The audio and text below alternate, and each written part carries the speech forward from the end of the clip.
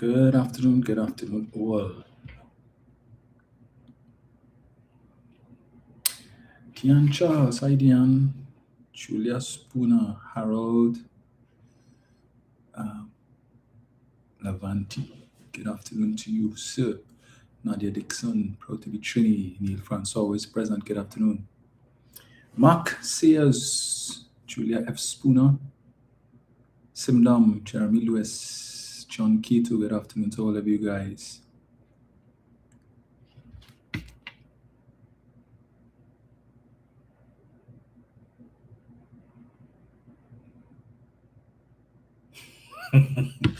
Good afternoon to His Excellency the President of Pleasantville, Nigel O'Connor, Ruth Trude, Kathy Ann Best, Pauline Buckmeyer, hi Pauline, Judy Briggs, June Austin, Andre Gaskin. Greetings. Zuku Veski Abel, or however you pronounce that. Greetings, Marlon McAllister. Right, so I'm just jumping on for a little bit this afternoon, folks. So let me say greetings to all 78 of you. It's been a while. I had hoped to be on a little earlier today, but MP duties called, and there's been a lot of stuff happening. And over the last 3 weeks since I was last on, can't talk about everything, but I will just come forward with the more prominent issues thus far. Maxia says, yes, proper performance on Friday. Thank you, sir. Never mind if I did. For some reason, it seems every time I get the opportunity to speak on a matter related to road safety, Dr. Ali is always the presiding officer. And they always seem to try to shut me down. I believe the substantive speaker, Jagdeo Singh, is in Canada attending some parliamentary something. So Dr. Ali was in his place. And for those of you who would have looked at Friday's sitting, you would have seen that when I attempted to give the details of an accident that the Prime Minister, then leader of the opposition, was involved in on the 17th of March last year, her sidekick, MP Padarath, decided to try and get up to defend. You see, but I know the foolishness they want to know. They trying to avoid the Prime Minister ending up as a headline. But the point that I was trying to make, and as I told them in the Parliament on Friday, I said I have another platform where I could speak about it. And I know they watch, they listen. So, yeah, it will reach them. All right. So, if it can be said in the house, it will be said outside. And as I said, when I give the example of Rudal Munilal, I stand by what I said. So let me get that out of the way one time. On the 17th of March, as I was saying on Friday, two things happened. One, the member of Parliament for Port of Spain, North St. Anne's West, Stuart Young, became Prime Minister. And the other thing that happened on that day was that the then leader of the opposition, now Prime Minister, the vehicle in which she was a passenger, was involved in a vehicular accident at the intersection of Mausika Road and the Churchill Roosevelt Highway. And she was on her way to a meeting somewhere in the east. I can't remember if it was Kumuto, Manzanilla, or Lakota Talparo, somewhere there. And as usual, running late for the meeting, right? The vehicle in which she was a passenger attempted to break the red light at that intersection of Mausika Road and Churchill Roosevelt Highway. And I say attempted because it was a failed attempt. In trying to break the red light, the vehicle ended up slamming into a Nissan Navara. And the speed at which the vehicle she was in was going, the impact was significant enough to cause the Navara to spin out of control, right? And the vehicle almost flipped. And the individual who was driving the Navara was a young businessman who was living not too far from where the accident took place. Right? The man was on his way home to his young family, his wife and his 6-month-old son then, and could have lost his life. So I was going to point out the hypocrisy of the Prime Minister, then leader of opposition, right? To talk about lawlessness, and Trinidad and Tobago is a lawless dump when it comes to lawlessness on the nation's road, when it is that she, in a sense, contributed to that, right? Because this gentleman could have lost his life, because he said to me, and I know the guy personally, he told me, he said he thought he was going to die when the vehicle started to spin, right? And he was trying his best to see that if he could regain control of it to prevent it from flipping. And after he said a short prayer and he came out of the vehicle and he went to talk to the female member of the then leader of the opposition's security detail, she informed him that the lead vehicle, right, the escort vehicle, which successfully made it through the red light, that they had given them the all clear to proceed. And rather than them conducting their own due diligence to proceed with caution, decided that they were going to try to run the light, which is an offense, right?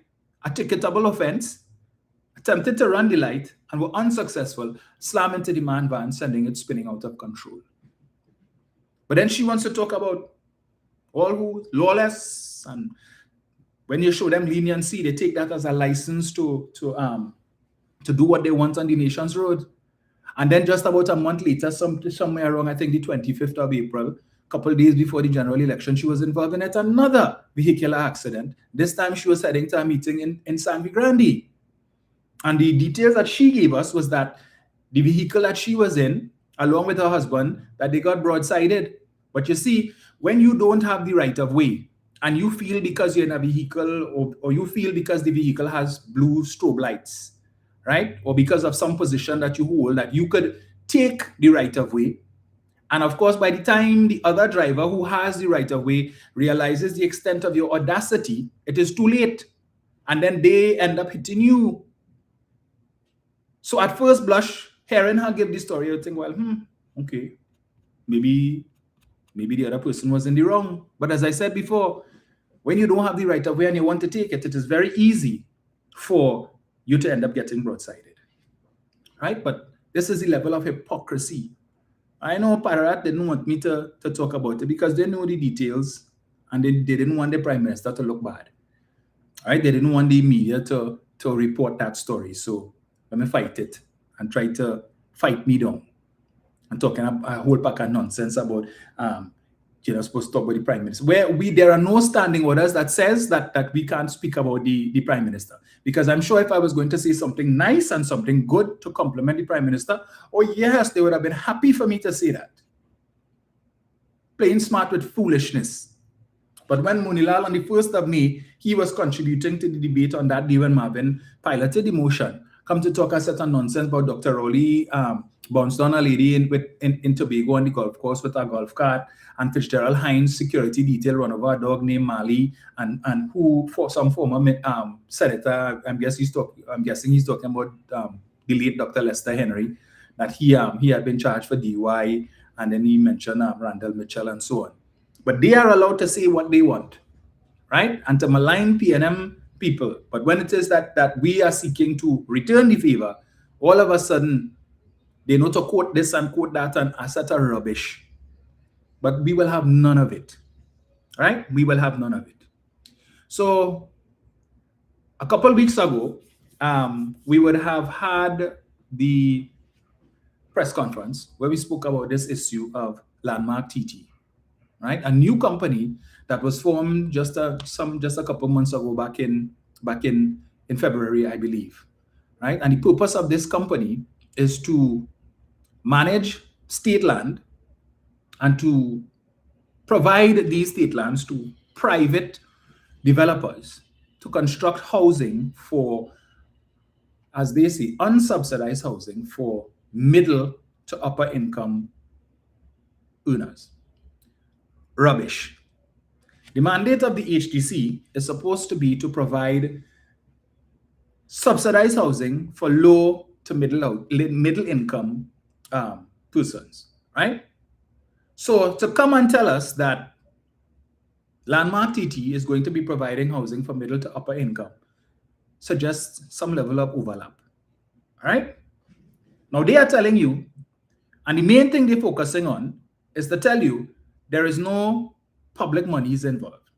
There is no taxpayers' monies involved. So this is a public-private partnership where the state provides the land, the developer will build the houses.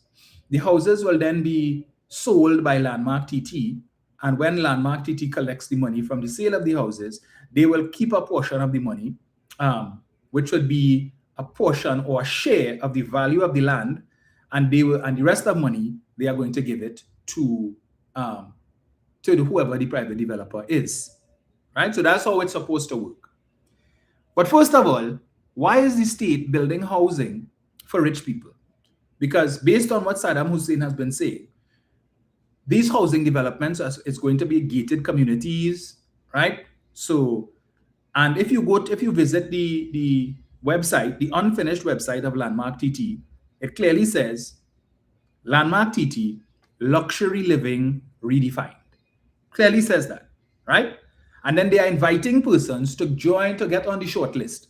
So if you want to get a house in one of these developments, you need to come on now and to get the pre-construction price, because once the houses are complete, the prices are going to go up, right? So you will end up paying more for it. So they are trying to solicit sales from all now. So basically, the state, the government of Trinidad and Tobago has now become a real estate agent, selling houses on behalf of a private developer who I understand in this instance, it's one Motilal Ramhit, right?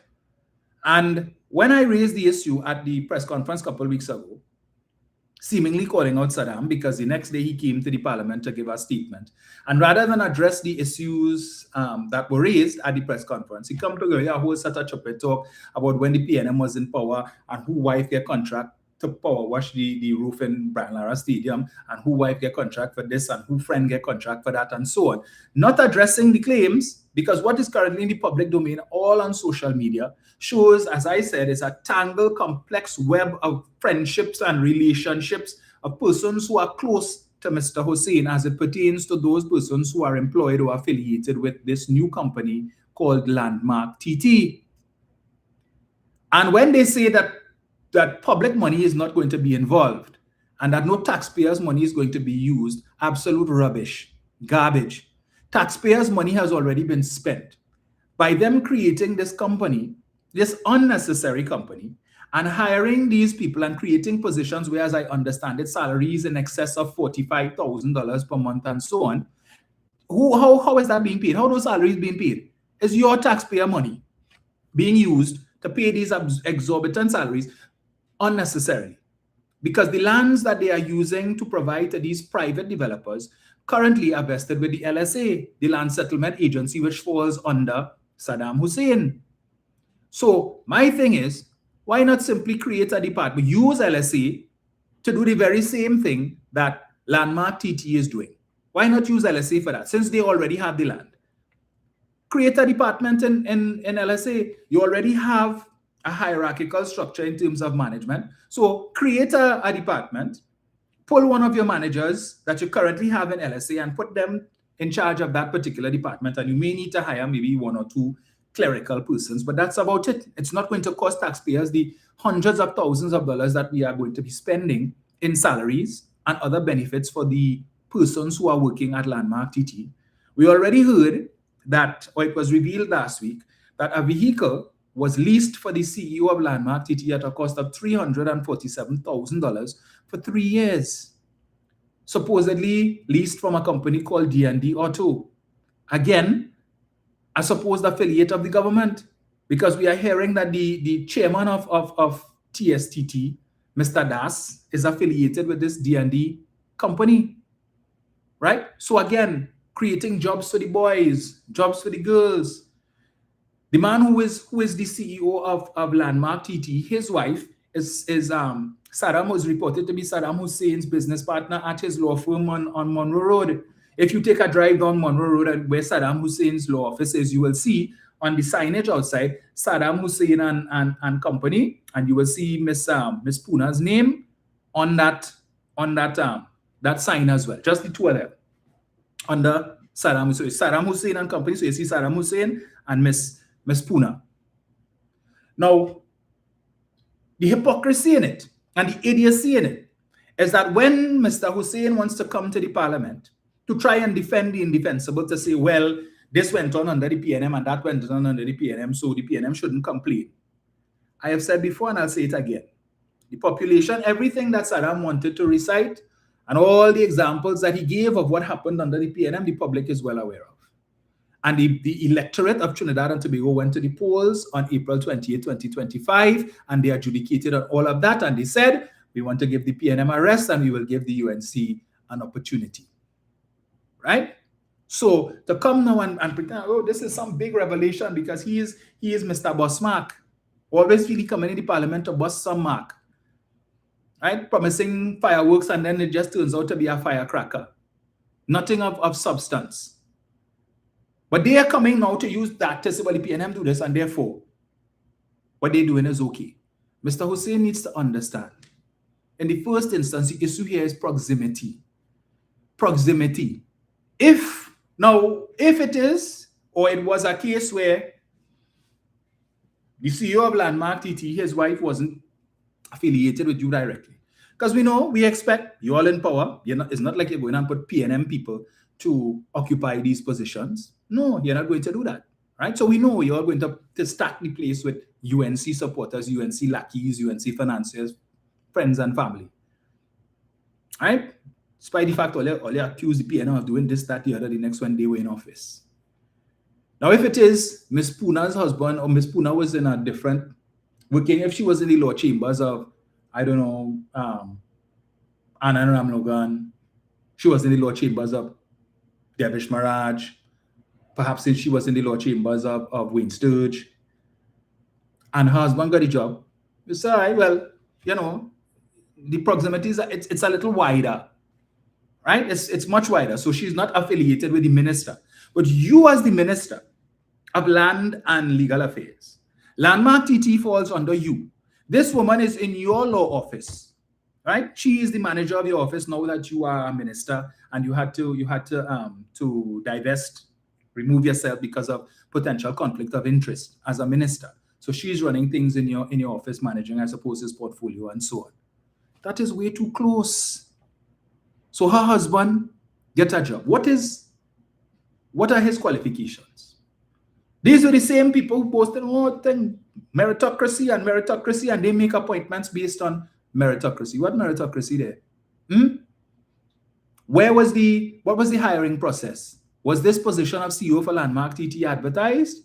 And what was the shortlisting process? Did he have to face an interview with other persons who also applied for the position? And he came out on top because he was deemed to be the best out of everybody who applied for the position.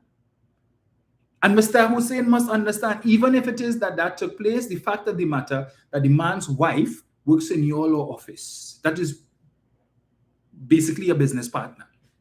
That he get a job. That would have made any recruitment process look tainted. Like it was just for show. It was a facade to give the man the work. So we put out an advertisement calling for persons to apply. We want resumes and so on, but we don't know who gets in the job. But we just want to make it look like it was above board. So we will do that and then give him the work. But we don't know the details of how he was hired or how anybody else was hired. We have an idea, given the fact that basically everybody who is affiliated with or who is employed at Landmark TT is in some way or the other affiliated with some way in that tangled web ties back to Mr. Hussein, right? Somehow. So it's a whole new company that is totally unnecessary. Tens of thousands of dollars, hundreds of thousands of dollars being paid every month in salaries. So your taxpayers' money already start to jump up on a house, not one house ain't built yet. But it's no tax money involved in there, no tax money, no taxpayers' money involved in that. Now, when you look at, you are leasing a vehicle for 3 years for $347,000, right? For $347,000 for 3 years. What type of vehicle is it? Had to be some kind of high-end vehicle. When you do the math, right? That is over $100,000 a year, right? Over $100,000 a year they're spending to lease a vehicle. When you look at what members of parliament get as a travel allowance, it's less than that, right? Less than $50,000 for the year as a travel allowance.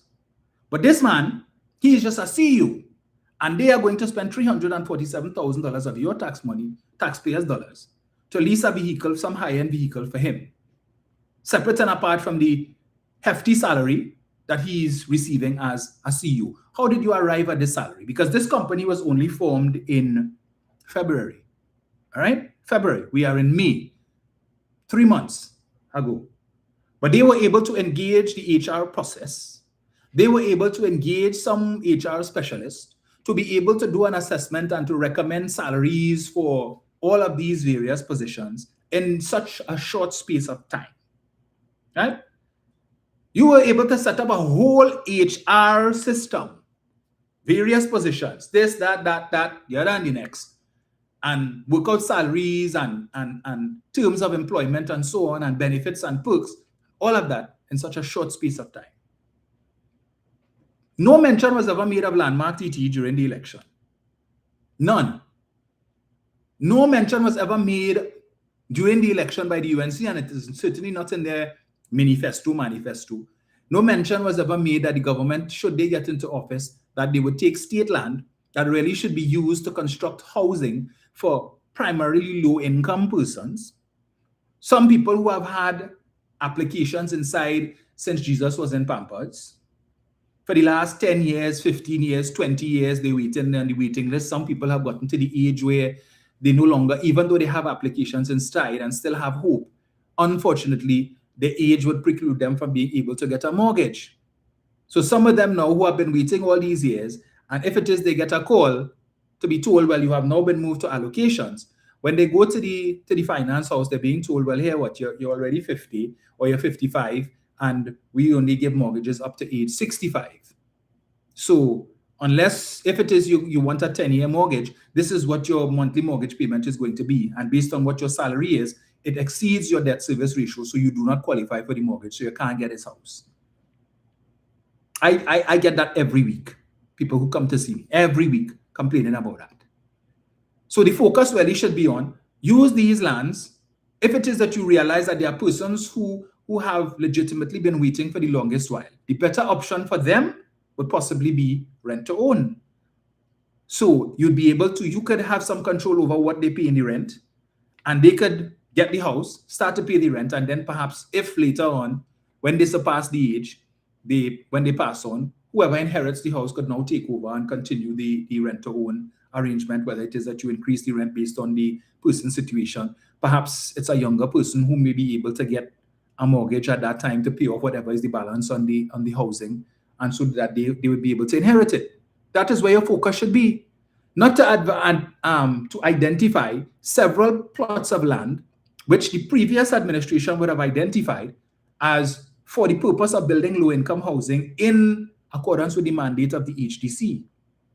So what they are doing through Landmark TT is not going to move the needle 1 inch in respect of reducing that backlog of persons who have been waiting for HDC housing for many, many years. And that and as soon as you reduce that figure, it is replaced. Because every day, people applying for the first time, people reapplying, right? Some people realize they've reached the age where they can no longer qualify for a mortgage, and so instead they're asking for the application to be transferred to their child's name and all of that, because they're still holding out hope that they're going to be able to get a housing unit. Land doesn't grow, right? Land is finite. So that when you take these scarce state lands, which they're calling now idle state lands, and that is a word that they love to use. We will recall in 2020 general election, when Prasad Bisesa came and told us that they had a plan to use the idle cash balances in the Unit Trust Corporation and the National Insurance Board to create an infrastructure fund. What the hell is idle cash balances? So now they come to tell you about idle state land. There is no idle state land. All of this is land that is available for the state to use to construct housing. Now, if you told me they were building low-income housing, okay, could probably argue a case. But you're building housing for the rich. So the state, as I said before, has now become a real estate agent, selling houses on behalf of a private developer. And so they can now channel or direct buyers to purchase these houses. So that developer has basically just won the jackpot. You win the lotto. You just build houses and the government will send you clients. All right? And they say it's unsubsidized. There is no shortage of housing for upper income persons in this country. All over the country, anywhere that you go, you will see there are private housing developments, right? Luxury housing developments that are available for persons of upper income to be able to purchase. Why is the state now offering itself or presenting itself to compete with these private sector developments? It makes no sense. Your remit has always been low and they say medium income housing. That has always been your remit. Now, all of a sudden, you enter luxury living, gated communities, and we could only assume that just as they did with Victoria Keys, which the PNM constructed for low-income housing, and they came in 2010, and between 2010 to 2015, they converted Victoria Keys from low-income to upper-income housing, right? What were 3-bedroom apartments, they turned into 2-bedroom apartments and so on, and they put in swimming pool and gym and concierge service and all of that. All of these things they put in, right? Private playground and all of these things, clubhouse and they constructed penthouse and so on. A penthouse going for between $4 to $4.5 million. Which low-income earner could afford that? To date, the 3 penthouses are still there, unoccupied, waiting to be purchased, right? So when they made this whole furor and hullabaloo the other day about Ralph Gonzalez and his family, and they get 3, he get one, and the wife get one, and the daughter get one, and poor people looking for housing and can't get housing, and we're waiting so long on the HTC list to get a house, but Ralph Gonzalez came and get one, and who get, right?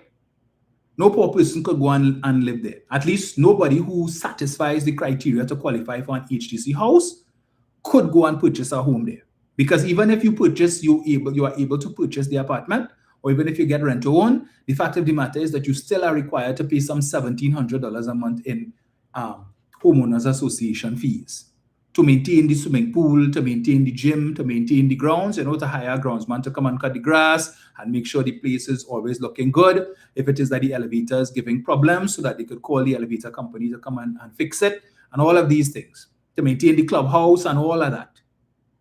So you're required to pay $1,700 in addition to whatever your mortgage payment is or whatever your rental payment is. When you add the two, it exceeds the average salary of the person who would normally qualify for an HTC unit. So when they did that between 2010 to 2015, they knew damn well it was never intended for no poor people. That was for their friends, family, and financiers. And so it is obvious, given the pace at which this development is taking place, and Mr. Hussein has the audacity, the temerity, the bold-facedness, the unmitigated gall to do a video, to go down to Alambi, right? The first of many projects, and to do a video with him on site showing you all the houses under construction. And when you see the number of units that are well advanced, that should tell you something. Imagine that project is still under investigation, under probe by the Office of the Procurement Regulator, which means the possibility exists that the OPR at the end of their investigation could say, hey, Bobol, stop this project. The developer knows full well what they are doing.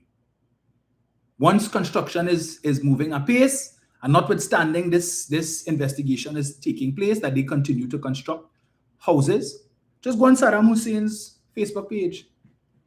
I don't normally direct traffic there, but go and see the video, the latest video that he put out, and see how advanced some of these houses are. And they're not using red blocks, no red clay blocks. No, they're using concrete blocks. That's to tell you. So you have some idea as to what the price is going to be for these houses, right?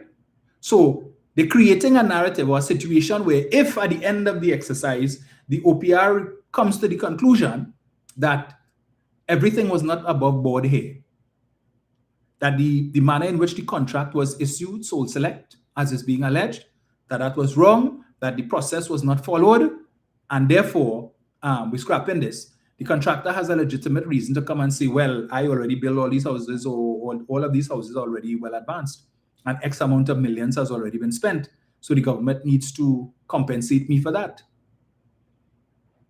right? And then they can make a whole thing and say, oh, look what the PNM do. The people done reach so far building the house, and the PNM want to stand in the way of progress and so on. And the idiots and the mouthpieces that they have out there coming to defend this foolishness have no idea what they're talking about. And talking about, oh, the PNM, they just vexed because they didn't build a single house, and they didn't build no house for poor people, and now the government come to do it and trying to clear up the backlog of housing. And look what the PNM trying to do. They are not building housing for poor people. All of the housing units in Alambi is supposed to be for upper income. It's unsubsidized for the benefit of the fully dunce. Unsubsidized means that unlike what obtains with the HDC, where the government will spend the money to build the housing, but they will sell it to you at a lower price than what it costs to construct. They're saying in this instance, they're not doing that. So how does the state benefit from this? The state is providing the land.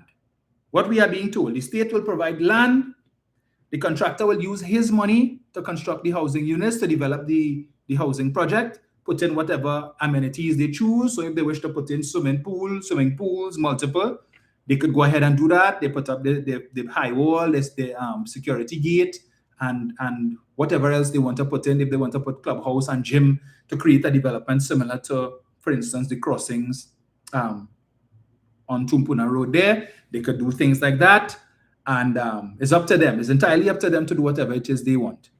And when these housing units are sold, they are saying that the land will not be vested in the contractor, the developer, but rather when the houses are sold, the land would then be vested in whoever the homeowner is. So you're buying house and land. Now my question is, and then the government is saying how the state will benefit is that they will receive not the value of the land, they will receive a share of the value of the land. What is that share? We don't know. Is it 10%, 20%, 30%? We have no idea. No clue. Because they didn't see it fit to come and tell you, the taxpayer, to whom the land belongs, what are the intricacies, what are the terms and warranties of this arrangement. All we heard is that the state will receive a share of the value of the land. What is the value of that land? Again, we have no idea. Was a valuation done prior to the start of this project to determine, well, this piece of land is worth 40 million, 50 million. Has that been done? We have no idea. Instead of Mr. Hussein coming to the parliament to talk rubbish and tell us about who wife get and who wife and who husband and who friend got thing under the last administration, those are the details that he should have come to the parliament with to defend his case. Tell us. And the simple question is, then why not just value the land and sell it to the developer? You get your money up front, because you are saying the monies that you all will get from the sales of these housing units, that money will then be used to channel to the HDC to construct low-income housing. But I want them to make it make sense, because it means under that arrangement, you have to wait until the housing units are sold before you get your money. And given the extensive inventory of housing units of that nature all across the country, you very well might have a hard time selling some of these units in short order. So you're building all of these houses, but you don't know if it will take 1 year, 2 years, 5 years for all of these housing units to be sold for you to get your money, when all you could simply do, since you say it's idle state land, and you're interested in getting money to be able to purchase low-income housing, well, just do a valuation on the land and sell it to the developer. You get all of your money, 100% value of the land now, rather than a share of the value when these housing units are sold. And you could go and use that money now to build HDC low-income houses, rather than you have to wait 2, 3, 5, maybe even 10 years till all of these housing units are sold for you to be able to get your share of the value of the land. That arrangement makes no sense to me. Value the land, sell it, you get 100% value, right? And the developer could do whatever he wants. He could take his sweet time and build the houses, and he could sell it for whatever price, and however long it takes for him to sell all the units, that's his business. You are not concerned because you sold the land, because you say it's idle state land. The state has no better use for it than to provide it to build housing for the rich. And that is just one site that has been earmarked. They indicated that there are several other sites that have already been identified. But you, Mr. Taxpayer and Madam Taxpayer, already spent a whole lot of money on that. In fact, we are told that the LSA would have spent 15 million TT dollars to develop those lands, that same development, that same site, with the intention of distributing those lands to former Petrochem workers. And the former administration was also planning to put in place a program where lands would have been provided to private citizens who perhaps may have applied for HGC housing and they've been waiting for a while, and maybe they have the resources to be able to construct housing and the land would have been distributed. But the UNC came in and they talk about land for the landless. You know, our land come, you will get land. We give you land and you go and build the house. Okay. Again, a scheme to be able to give away lands to their friends, family, and financiers. They started it before and then they came back with it. But yet still, some people who have applied saying, well, we don't know what's going on. We apply, we ain't hear nothing yet. Waiting to get some kind of feedback. Is this just like their employment, their employee TT program, where they said they had over 20,000 jobs available and had 100 and something thousand people come and apply, and to date, thousands of people are saying up to now, they haven't gotten any word, they ain't get no call back, they don't know what it is going on. And months later, they're still waiting to get a call for at least an interview. So this is the biggest land grab. And I am putting citizens on alert, right? That this is just the start of things to come. You see this national revitalization program that they announced a couple months ago. This fancy plan that they have to build hotel and build 1,800 waterfront houses and to bring in rapid rail, the same rapid rail that they didn't want when Manning wanted it. Talk about how much money spent on feasibility study, and we don't need that. The solution to the country's transportation woes is simply to fix PTSE and to fix the nation's roads and expand the roads network. That's all they need to do. We don't need no train. But then you come and you create this so-called national revitalization plan, and in it you have a train, right? A rapid rail. That wasn't no good, but all of a sudden, who came up with that? Because again, during the election campaign, no mention was made of that by the UNC. Where did that come from all of a sudden? So don't be fooled. All this roadshow, they go into China and they went to UAE and they went to Saudi Arabia and all of that. Say they pitch in this plan and come back and tell us they have 965 expressions of interest for the 129 projects, but can't tell you one person, not one person who has expressed interest in these projects. Not one of the 965 have they been able to tell you who these people are. And I have absolutely no doubt, right, that they're going to use that as a pretext, as a ruse to do the very same thing, to give the same financiers prime state-owned land for them to do whatever it is that they want to do. Right? They started it in 2010 to 2015. We saw what they did down Shagaramas.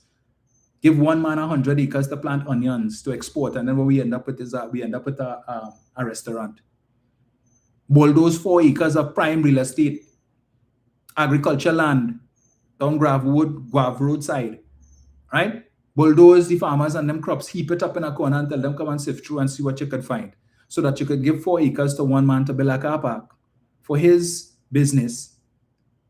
1,000, he was supposed to build a 1,000 car park and then lease the car park to the CDA for $900,000 a month, while he was paying $1 a year for 30 years for the land. He was supposed to receive $900,000 a month. So he would have received over that 30 years over $300 million, and all the government, you the taxpayer, would have received was $30. Right? They gave him 35 acres of land to build a water park, paying $3,800 a month rent when the state valuator said it should really be $500,000 a month. PNM came into office and sought to litigate, take most of these leases to court. And several of these developers and contractors say, well, hey, what, we already started to work on the sites here. So if they want to move us and take back the land, you have to pay X amount. One man boldface enough to say, pay me $100 million and you could get back your land. That is what they caused. And in their National Economic Transformation Plan, which preceded this current manifesto, they said they would continue what they started between 2010 to 2015 in developing the Western Peninsula. They haven't started back there yet, but give it time. It come in soon enough. But they come with this whole national revitalization plan, talking about, oh, they want to develop Trinidad and Tobago, and they want to do this and do that, and bamboozle people. Fool you. Yes, Trinidad going to look like New York, we're going to look like Dubai and Singapore. And of course, they're fully done supporters clapping that, ooh, ooh, like some circus seals, because we stupid, we foolish, right? But when it is that you see prime real estate are being given out and you hear them tell that is part of the national revitalization program, and this person got this package and that person got that package, and you see the same names popping up. How many of these businesses that were successful in getting packages under this $3.4 billion housing plan that they proposed are really shell companies for the bigger companies, because they don't want it to see, but it's only one man or two men or three persons really getting all of the work. So what do? We go to some of these companies that have absolutely no experience in building house, but they get in contract to build house. They have no experience in paving roads, but getting contracts to pave roads. When you go and visit their website, it says nothing about anything to do with construction of homes, no background whatsoever. Shades of SIS and the Beetham Wastewater Treatment Plan 2010 to 2015, a company that had 0 years of experience in building a wastewater treatment plant, never even built a cesspit, but was able to win a contract, a bid over a company, an international company that had 58 years of experience in building wastewater treatment plants. What was the outcome of that? Almost 75% of the cost of the project was advanced to the contractor, with less than 40% of the work done. And then he come to say he busts on the work and he needs to get more money. They lose the election and he jump on a plane and go on to Panama. And the project remains stalled. 1 year later, when the PNM was in office, Munilal came to the parliament to talk about, oh, they need to finish the Beetham wastewater treatment plant, and it will just cost an additional 500 million. Just 500 million. Small money. Well, they've been in office for 1 year. Well, almost 13 months. And he talk about that Beetham wastewater treatment plant. Why don't we just take the 500 million and, well, you know, as my good partner Dean used to always say, if you want to thief, build. So trust me, the banking on next year, 2027, when the money started rolling from Manatee, or as Professor Hossain would say, Manati, and Kokina Manikin, or again, as Professor Hossain would say, Manakin, right? When the money started running from these projects, and if it is by some miracle, but I wouldn't say by some miracle, because right now, Shell is negotiating with the government of Venezuela for Dragon, no longer the government of Trinidad and Tobago, as was the case under the PNM, right? Where the government of Trinidad and Tobago was negotiating with the government of Venezuela for the Dragon gas field, with the intention of there being a profit-sharing arrangement and a production-sharing arrangement. Now, that does not exist. It's Shell and Venezuela. Shell has a significant shareholding, I believe 45% in the Atlantic LNG plant, and so that when the gas comes there, they will process it, and then whatever percentage, the 10% that Trinidad and Tobago owns, we will get that, right? But that's about it. So the dynamics have changed. So what we were going to get under the arrangement that existed under the PNM and Venezuela, that is not going to happen again. But they're still going to benefit some decent money from that. So they're banking on when that money starts to flow, right? You know, they will do certain things and spend money here and spend money there and fool people, probably expand this program for the upkeep of public spaces to replace CPEP as they're doing now. So they have a plan in place and they know how to need stuff. We have a 9-day memory. So they will forget the oppression that they suffered for 2 years and come to talk about, well, under Rowley and the PNM, we suffer for 10 years, so waste 2 years under the UNC. We know how some Trinidadians stuff. So they will come with some handout program like they did 2010 to 2015, when according to Kamala, they were earning the highest energy revenues in the country's history. Probably bring back baby grant, $500 a month to make child. You make and we will give you $500 to buy milk and Pampers. Color me orange. Right? $69 a day to paint dilapidated buildings that should be torn down, which the PNM was planning to do, to improve the lot of the people from East Dry River. And UNC tell them, no, don't bother with them. They're fooling all you. They just want to take your land.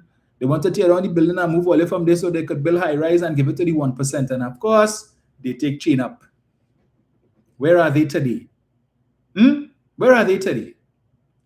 So coming back to the issue of Mr. Landmark TT, I am seeing a document now circulating on social media showing where you all would recall between 2010 to 2015, Mr. Padarath, based on an article that was published by Mark Passant some time ago, was the beneficiary of quite a bit of money. Millions of dollars, in fact. It was in that article, it claimed that Mr. Padarath and his mother would have owned a company through which over $15 million would have passed through at a time when his job was really as Kamla's purse carrier. Right? He is yet to explain the 2 checks for the $135,000 that he deposited to Mrs. Prasad Bises's account. He told us he couldn't remember what it was for, but he showed that whatever it was for, that it was above board. Almost 6 years later, and he seems to still have not recovered his memory in respect of that matter. Right? But he has a lot more to explain.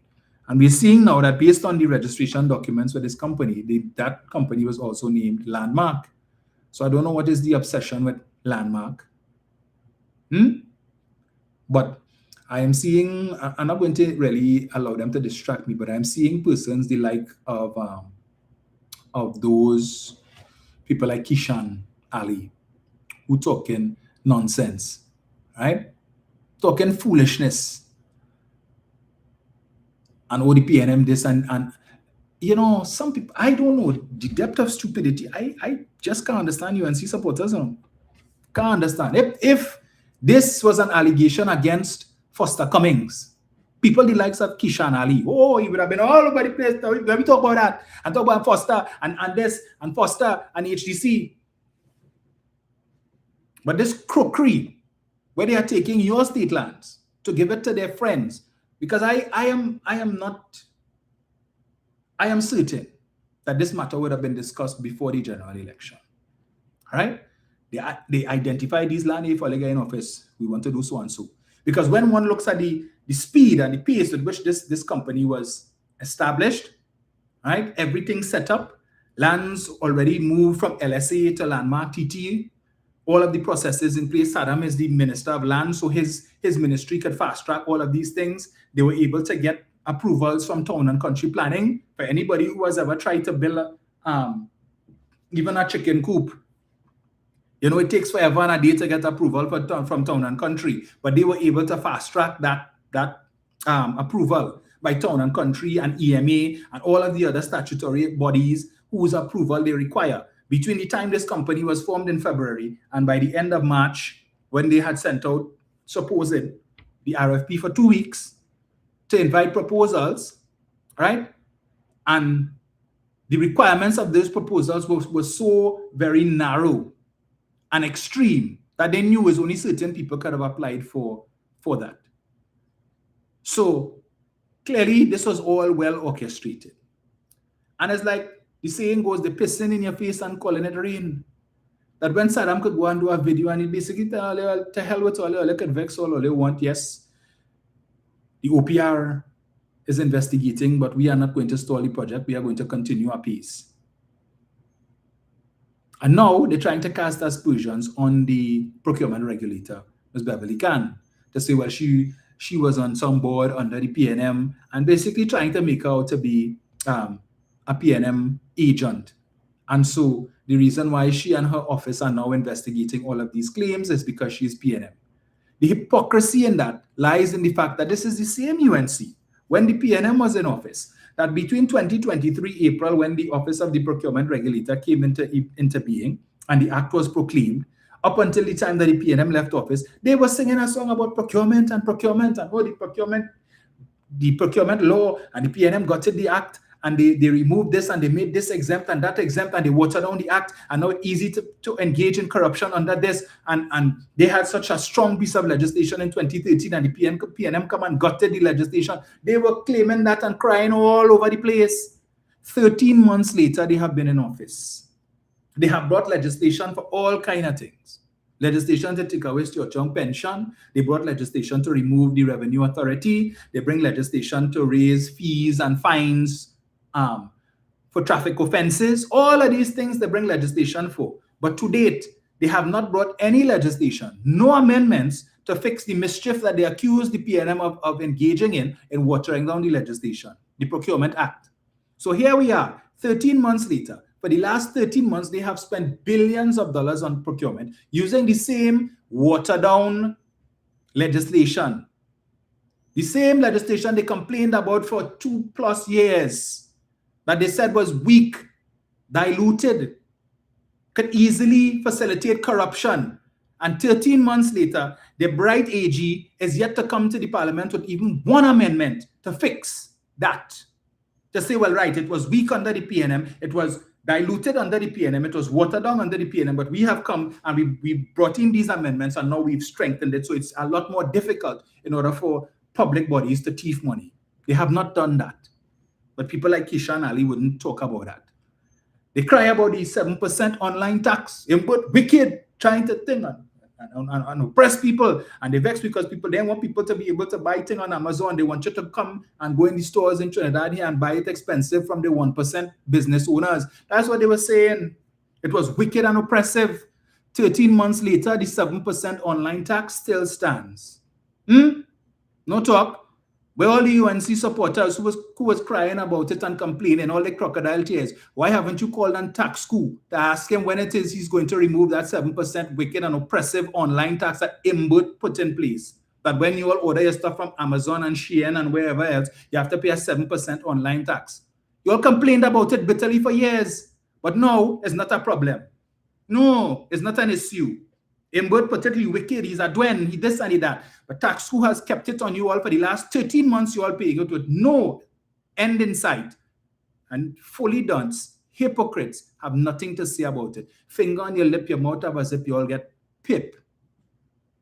We supposed to take you all seriously? Oh, we are against corruption and the PNM corrupt and it's 60-something years of corruption and the PNM and the PNM and the PNM. And the only defense you have now, your government is in power and doing infinitely worse, but the PNM do it, and the PNM do it. So therefore, why the PNM shouldn't say nothing?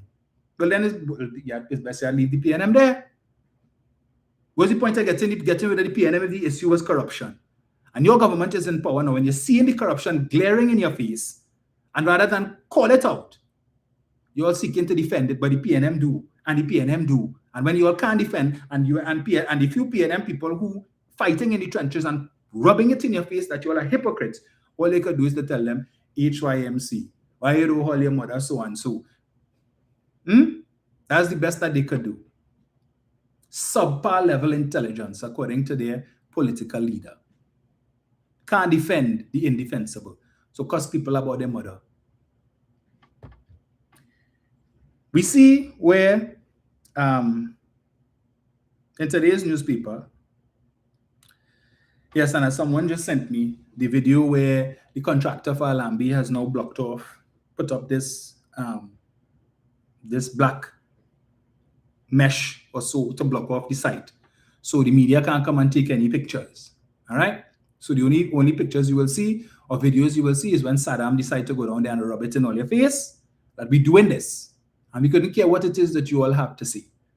Right? And you know what's even worse? The radio station that is now the mouthpiece of the government, right? The echo chamber for UNC propaganda, 91.1, state-owned radio station, where from 6 a.m. to 8 p.m. Monday to Friday, all you're hearing is UNC propaganda, UNC propaganda, UNC propaganda. So they're using our state-run radio station to reward the social media mouthpieces, right? All of the, I couldn't care if they vex, all of the Africans for sale that they put on 91.1, right? And have them talking. They brought in on one of their programs, I think it might have been David Welch and Professor Misinformation, heavy duty, right? Could barely craft a proper sentence together. Brought in attorney at law Kyle Taklal Singh to come and talk about, to defend Landmark TT and the Alambi project.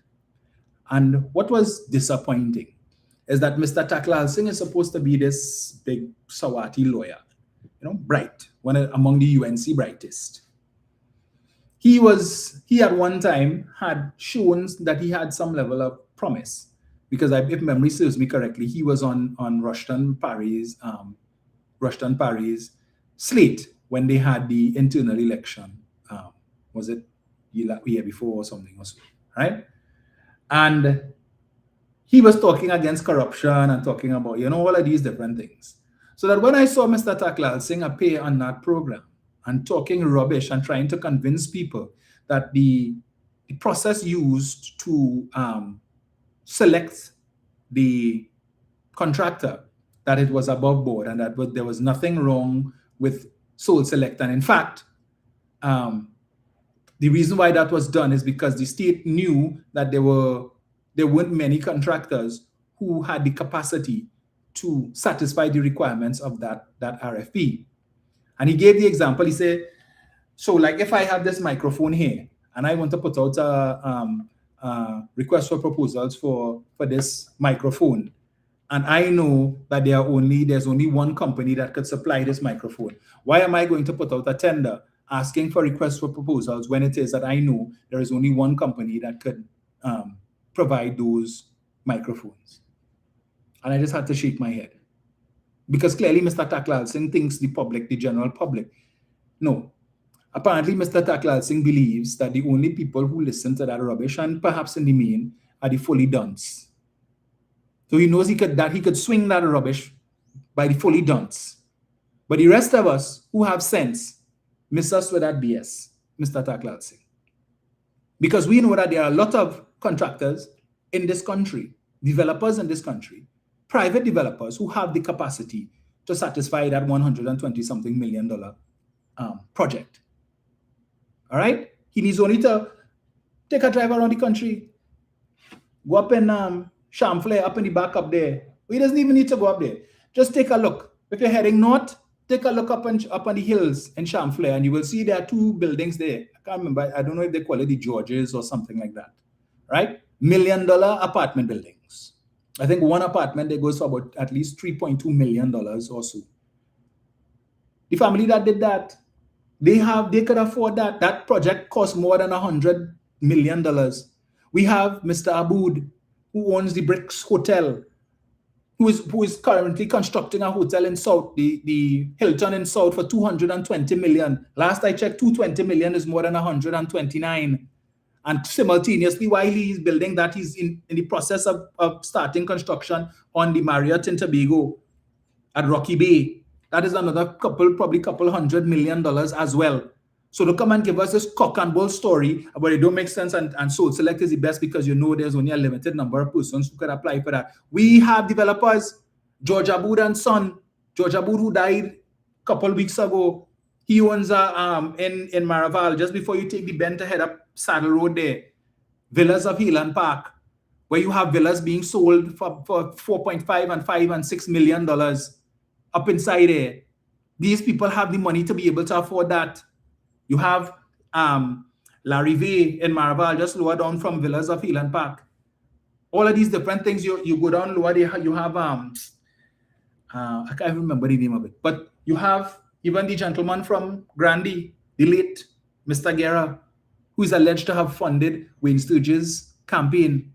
He was building housing for the same type of people, right? So miss us with this rubbish about, but we know there's only a limited number of people who could have meet that requirement. Garbage. Save that for the fully dunce. Today's newspaper.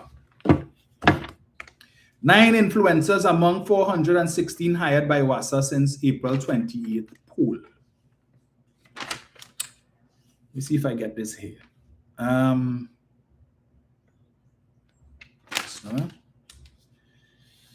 Right. WASA hires under scrutiny.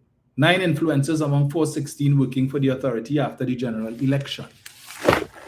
And it goes on to say the Water and Sewerage Authority has hired 9 out of a proposed batch of 12 social media influencers with monthly salaries totaling $85,398.32.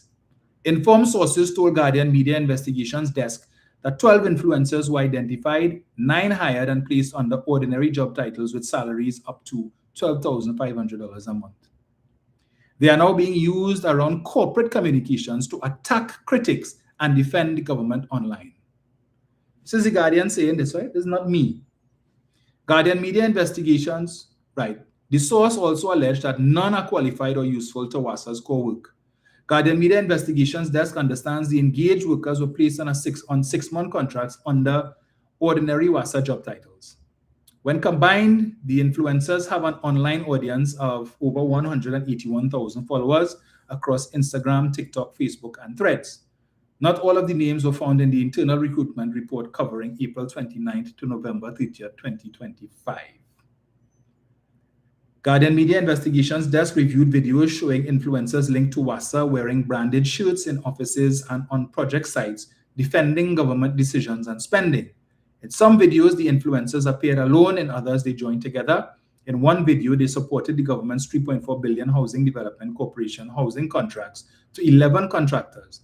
Those contracts are under review by the Office of the Procurement Regulation, which directed HDC to pause the awards pending a comprehensive review of the procurement proceedings.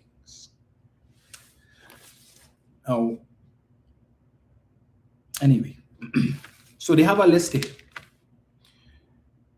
Stark Grimes, Sobriquet Stark, status, monthly salary $8,667, seen working at WASA, what Guardian Media was able to confirm.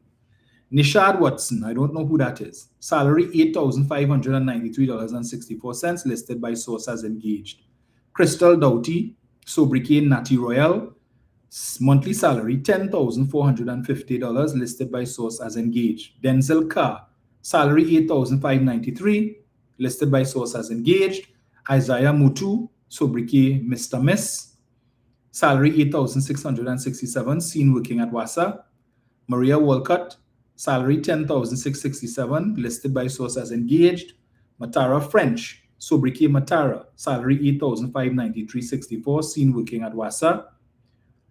Christine Levia, sobriquet Twiggy, monthly salary $12,500, found in WASA report as facilities officer. Kenel Garcia, sobriquet ringleader, salary $8,667, found in WASA report as office assistant. So that is 9 out of the 12 that have been identified. We know another one who goes by the name of NCW, right? He got a position. He's on the board of Queen's Hall. I don't know who the other two are, but we've seen quite a few of them now have gotten the position of radio talk show host on 91.1. The likes of Heavy Duty, who used to be on 91.9 with TC, Professor Misinformation and Captain Clueless, as I used to call them. We saw Kingsley is there as well. We saw the likes of David Welch, who was part of Trio.tt. There's another one who goes by the name of Opinion Box. I think he is the latest addition. You have Stefan Rees, who is of Synergy TV fame, right? He hosts the morning show on Synergy TV, and you have Andy Williams and Lennox Smith of what I call the Underground Report, right? I think they lead off the batting every morning with the Underground Report. The third stooge on that program used to be Michael Kerr, who goes by the sobriquet Mikey K, who is now the chairman of TTT, parent company for TTT Limited and 91.1, sorry, and Next 99.1.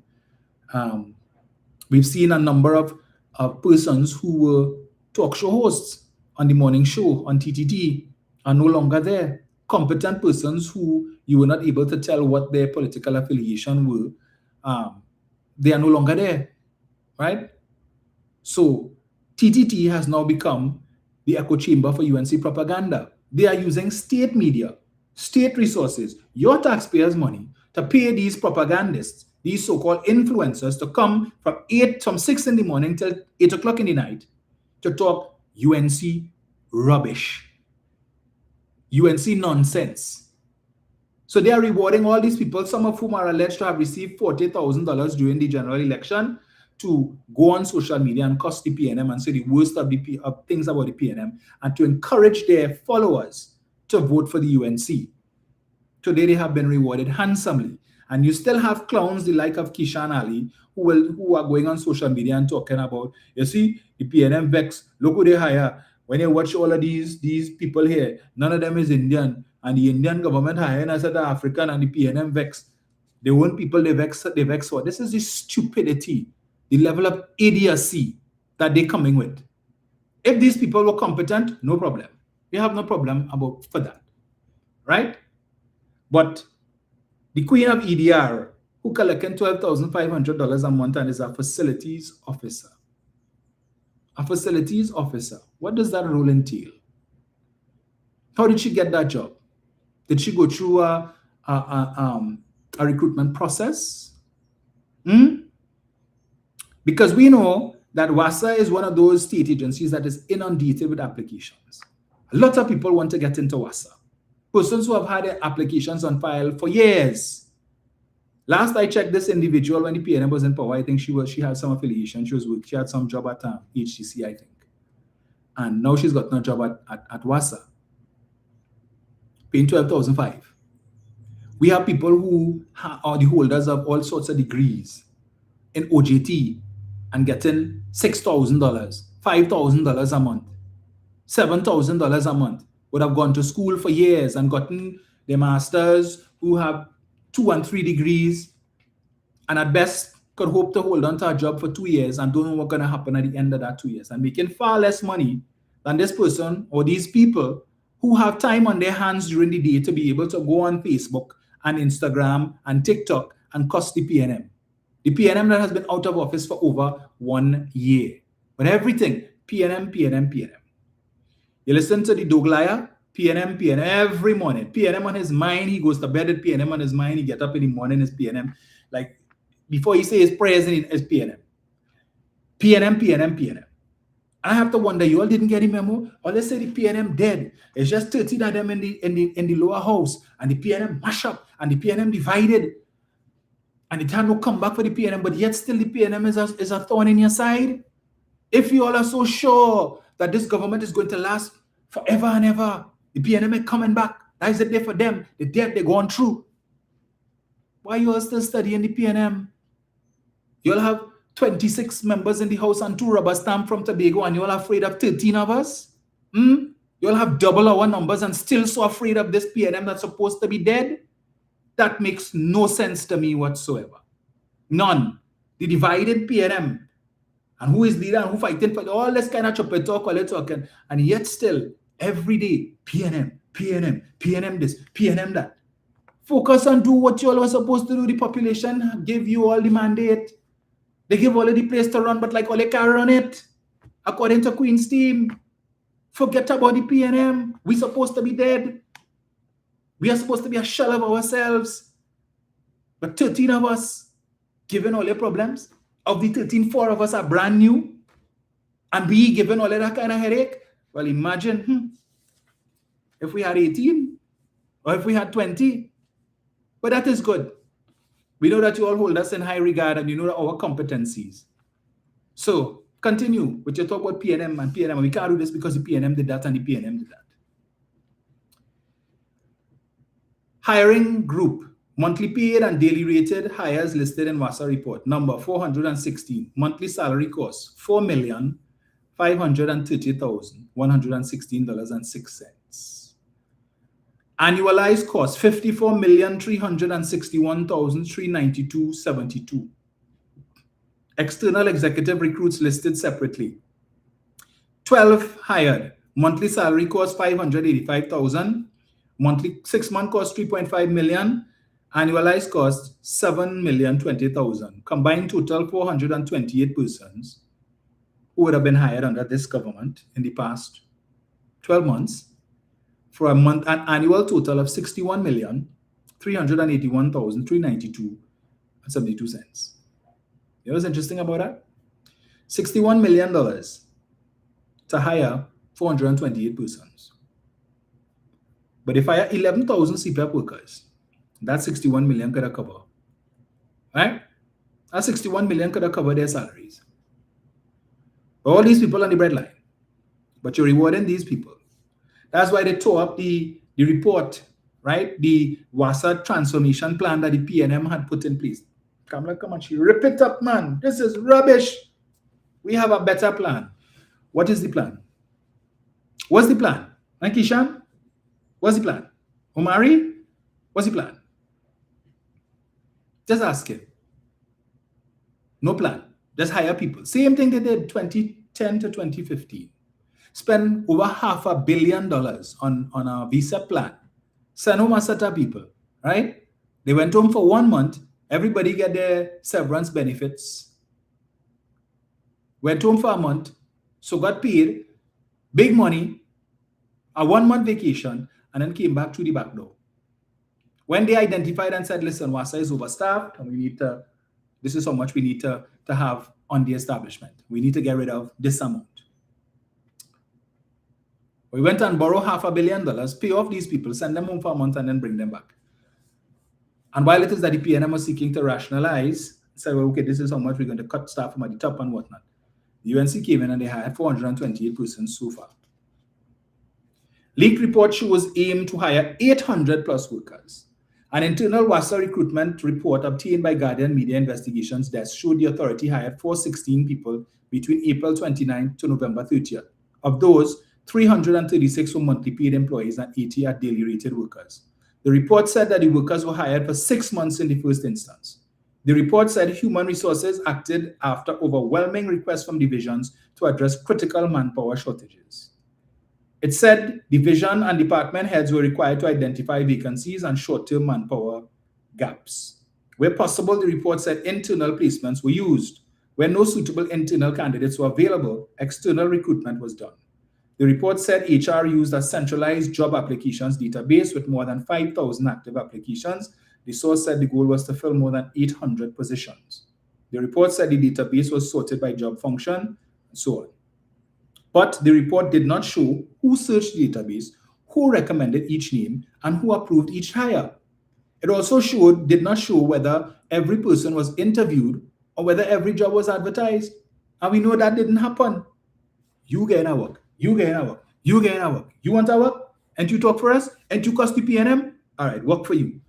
Salary, 8,005. Salary, 10,006. Salary, 12,005.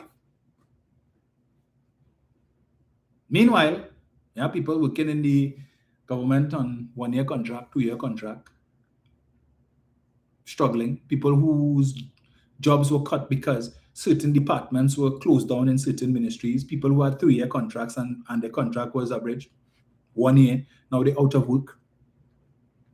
Telling this about 3 years, This government came in and busted the truth. Well, their job is made redundant. We're closing down this department and we're closing down that department and we're outsourcing. The source also claimed many of the workers brought in earlier would not have their contracts renewed and would be sent home in batches as early as next week, while other people continued to be brought into the authority. Now, what sense that making? So we hire you again 6 months, and we will bring in more people. It goes on to say, WASA report, workers are needed. WASA said the recent hires were needed because of manpower shortages. It said those shortages had caused higher overtime costs and poor service delivery. It said the hires were meant to support procurement, HR, record keeping, customer support, statutory compliance, plant operations, capital projects, maintenance, finance, health, and safety. The internal report confirmed the broader hiring cost was not limited to low-level posts. It listed senior external recruits separately. Those posts included Director of Customer Care, Director of Operations, Director of Human Resources, Head of Procurement, and several senior program leaders. Those salaries range from $45,000 a month to $60,000 a month. You all remember how many people, when this government came in last year, they fired the entire executive of WASA, starting with the then CEO, after the Minister of Public Utilities labeled the CEO, I can't remember his name, the guy from Barbados, and referred to him as a failed CEO, and then they got rid of the entire executive. And now they're seeking to create a new executive. So you fire all these people and creating a new executives and paying salaries of between $45,000 to $60,000 a month. So some of these people making more money than a government minister, right? More money than a government minister. Because a minister in a ministry, their base salary is about $43,000 a month. But you have people earning $45,000 a month. When you had people in the positions, you fire them, and now you're going to bring in your own people. No proper interview, no meritocracy. You want to work? You want to work? All right, no problem. We're fixing you up. You want a HGC house? No problem. We are seeing where UNC councillors are now being placed as chairmen on state boards. Ask them what background, what experience they have. None. But they're filling out positions on boards, state boards. Soon enough, I imagine they will start to appoint ambassadors and the like, and maybe you might see some of these people getting similar positions. Because that's what it's about, right? With them. Jobs for the boys and the girls. And the same people who complain about the PNM, ANC, Bridget and his George husband was on 3 board, and who wife was on this board. But we have 3 ministers of government in this administration whose wives are sitting on boards. So from 2015 to 2025, PNM, nepotism, cronyism, who wife and who husband. 2025 to 2026, let the PNM do it. So it's okay for the UNC to do it too. That's the game we play now. That's the game that we play. I tell you, never a dull moment. So contractors who from 2015 to 2025 got 0 contracts, not one. All of a sudden, as this government come back into power, they resurface. Their names getting called every Monday morning. They get a different contract and a different contract, right? We heard Mr. Mundilal said that T.N. Ramnath was a victim of government wickedity. Yes, wickedity. Because Stuart Chung didn't want to sign off for the second signature to get him man some contract to do with some oil well or something like that. And when he came in, he had to sign off on it. But imagine you have a contractor who got 2 contracts. The 3.4 billion to build houses, 1.1 billion, the largest contract. And then the same contractor come and get another one for 129 million. And we understand there's some other contract now that is also under scrutiny, under Landmark TT for $150 million. But the 1.1 billion contract and the 129, that contractor is currently the subject of a civil suit. Right? An ongoing, long-standing civil suit involving as well the current Minister of Energy, Rudal Munilal. Now, one would think if that is the case, you would be wary, right? This contractor who is accused of bid rigging, conspiracy, fraud, among other things. Let me get this here. Let me remind some folks, in case some of their memory short. Justice Abood rules in EMBD corruption case. At least 5 contractors will have to explain at the appropriate time the unusual patterns, oddities, and inconsistencies in 10 contracts with the EMBD for road rehabilitation work in 2015. On Thursday, Justice James Abood dismissed the preliminary applications of the 5 contractors: T.N. Ramnath, Namalco, Calco, Motilal Ramhit and Company, and Fides, which sought to have the EMBD properly particularize the facts against them so that they could fairly mount their defense or strike out the claims against them. Abood found that the allegations were sufficiently pleaded. His ruling means that the multi-million-dollar claim can proceed to trial. The judge took almost 3 hours to read out a summary of his decision, which was delivered by remote hearing. He held there was compelling evidence, not information. There was compelling evidence of collusion from what was pleaded by the EMBD in its 1,556 plus page statement of case. Abood said the contractors ought to fully understand the allegations to allow them to plead their defenses. He said, I cannot see how they cannot. Someone has to explain at the appropriate time how these unusual patterns, oddities, and inconsistencies can exist other than by means of collusion by contractors. This is Justice Abood, who would have read the submissions of the EMBD, and he is basically saying, hey, you see what, based on what I see here, these men have a case to answer. All right? If this was a judge alone trial, Abood is presiding over the EMBD's lawsuit against former Housing Minister Dr. Rudal Munilal, as well as a consolidated case in which 3 companies have sued the state-owned EMBD over unpaid contracts for the upgrade and rehabilitation of certain Caroni access roads, and 2 contracts for rehabilitation works. In an EMBD countersuit, the state entity is seeking repayment of sums paid to the contractors, which were identified as TN Ramnath and Company, Calco, Motilal Ramhit, there's that name again, and Sons, and Fides Limited. The EMBD's claim against Munilal also includes former EMBD Chief Executive Gary Pamasa, former Divisional Manager EMBD Madhu Balrup, Andrew Walker, and companies Fides Limited, Namalco Construction LCB contractors. Munilal and the others were accused of engaging in an elaborate scheme of bid rigging, bribery, and collusion, which led to hundreds of millions of dollars being disbursed to 5 contractors just before the 2015 general election. They are accused of participating in a cartel arrangement by colluding between themselves to ensure that specific companies, by a wrongful and unlawful agreement, were awarded specific contracts at inflated amounts and received payments that were not due. Let me read that again.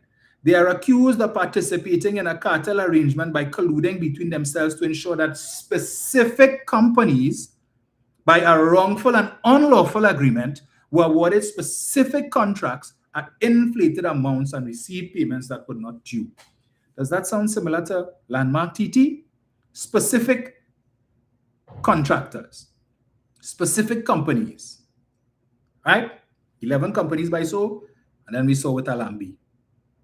To ensure that specific companies, by wrongful and unlawful agreement, were awarded specific contracts at inflated amounts and received payments that were not due. The complex fraud scheme was described as a cartel arrangement in an unlawful scheme conspiracy. In their applications, they argue that the EMBD could not simply allege collusion, and it would be wrong for the court to rule that collusive bidding vitiated the contracts as a matter of public policy. Abood acknowledged that the unlawful conspiracy tort, a wrongful act that amounts to a civil wrong, was still in its development stages jurisprudentially, and pointed out that at this stage he was ruling on inferential evidence which defense have not been filed in the matter. Conspiracy is not a tort with many smoking guns. With fingerprints, it is an uncommon tort, and all of these will converge at trial for the court to assess the sufficiency of the pleadings. He also examined the pleadings of the EMBD, which included text messages between people identified as key players in the cartel arrangement. And you all heard me read those text messages in the case, the documents. You would have heard me read out text messages that are contained in that report, which shows then Housing Minister Rudal Munilal sending text message to the CEO, the then CEO of the EMBD, instructing him to prepare $1 million checks to be delivered to him, Munilal, for him to deliver to the contractor. What utter madness is that? Where you ever hear a minister collecting checks and playing courier, $1 million checks to go and deliver in person to a contractor? And people like Keisha and Ali and Omari Hines and whoever else, they don't see nothing wrong with that. That's okay. They are the ones who come and tell you about O'Halloran and Privat. Imagine, I am seeing on social media where the UNC faithful trying to defend foolishness now, going and bringing up stories about O'Halloran and pictures of the building in Canada, and this is what O'Halloran dead long time. O'Halloran dead 40 years now. He's on the verge of turning to oil. All right? Or they're still talking about he long dead. Privat dead long time. Or they're still with them. Come now, man. But as I always say, every time the UNC needs to talk about PNM corruption, they could bring nothing of recent vintage. They had to go back 40 years and 50 years to find PNM corruption. Meanwhile, we just have to look at last week, last month. That's to tell you how recent, because corruption is in the DNA. You can't spell corruption without the letters UNC. That is what they do best. When you get into office, they're not sure if they're going to last 5 years, because history has shown 5 years is the most that they could do. So thief as much as you could and the devil take the hindmost. Aboud said he was prepared to give the EMBD some latitude and pointed out that since the matter had not yet reached the case management stage, there was sufficient time for the state agency to amend its claim.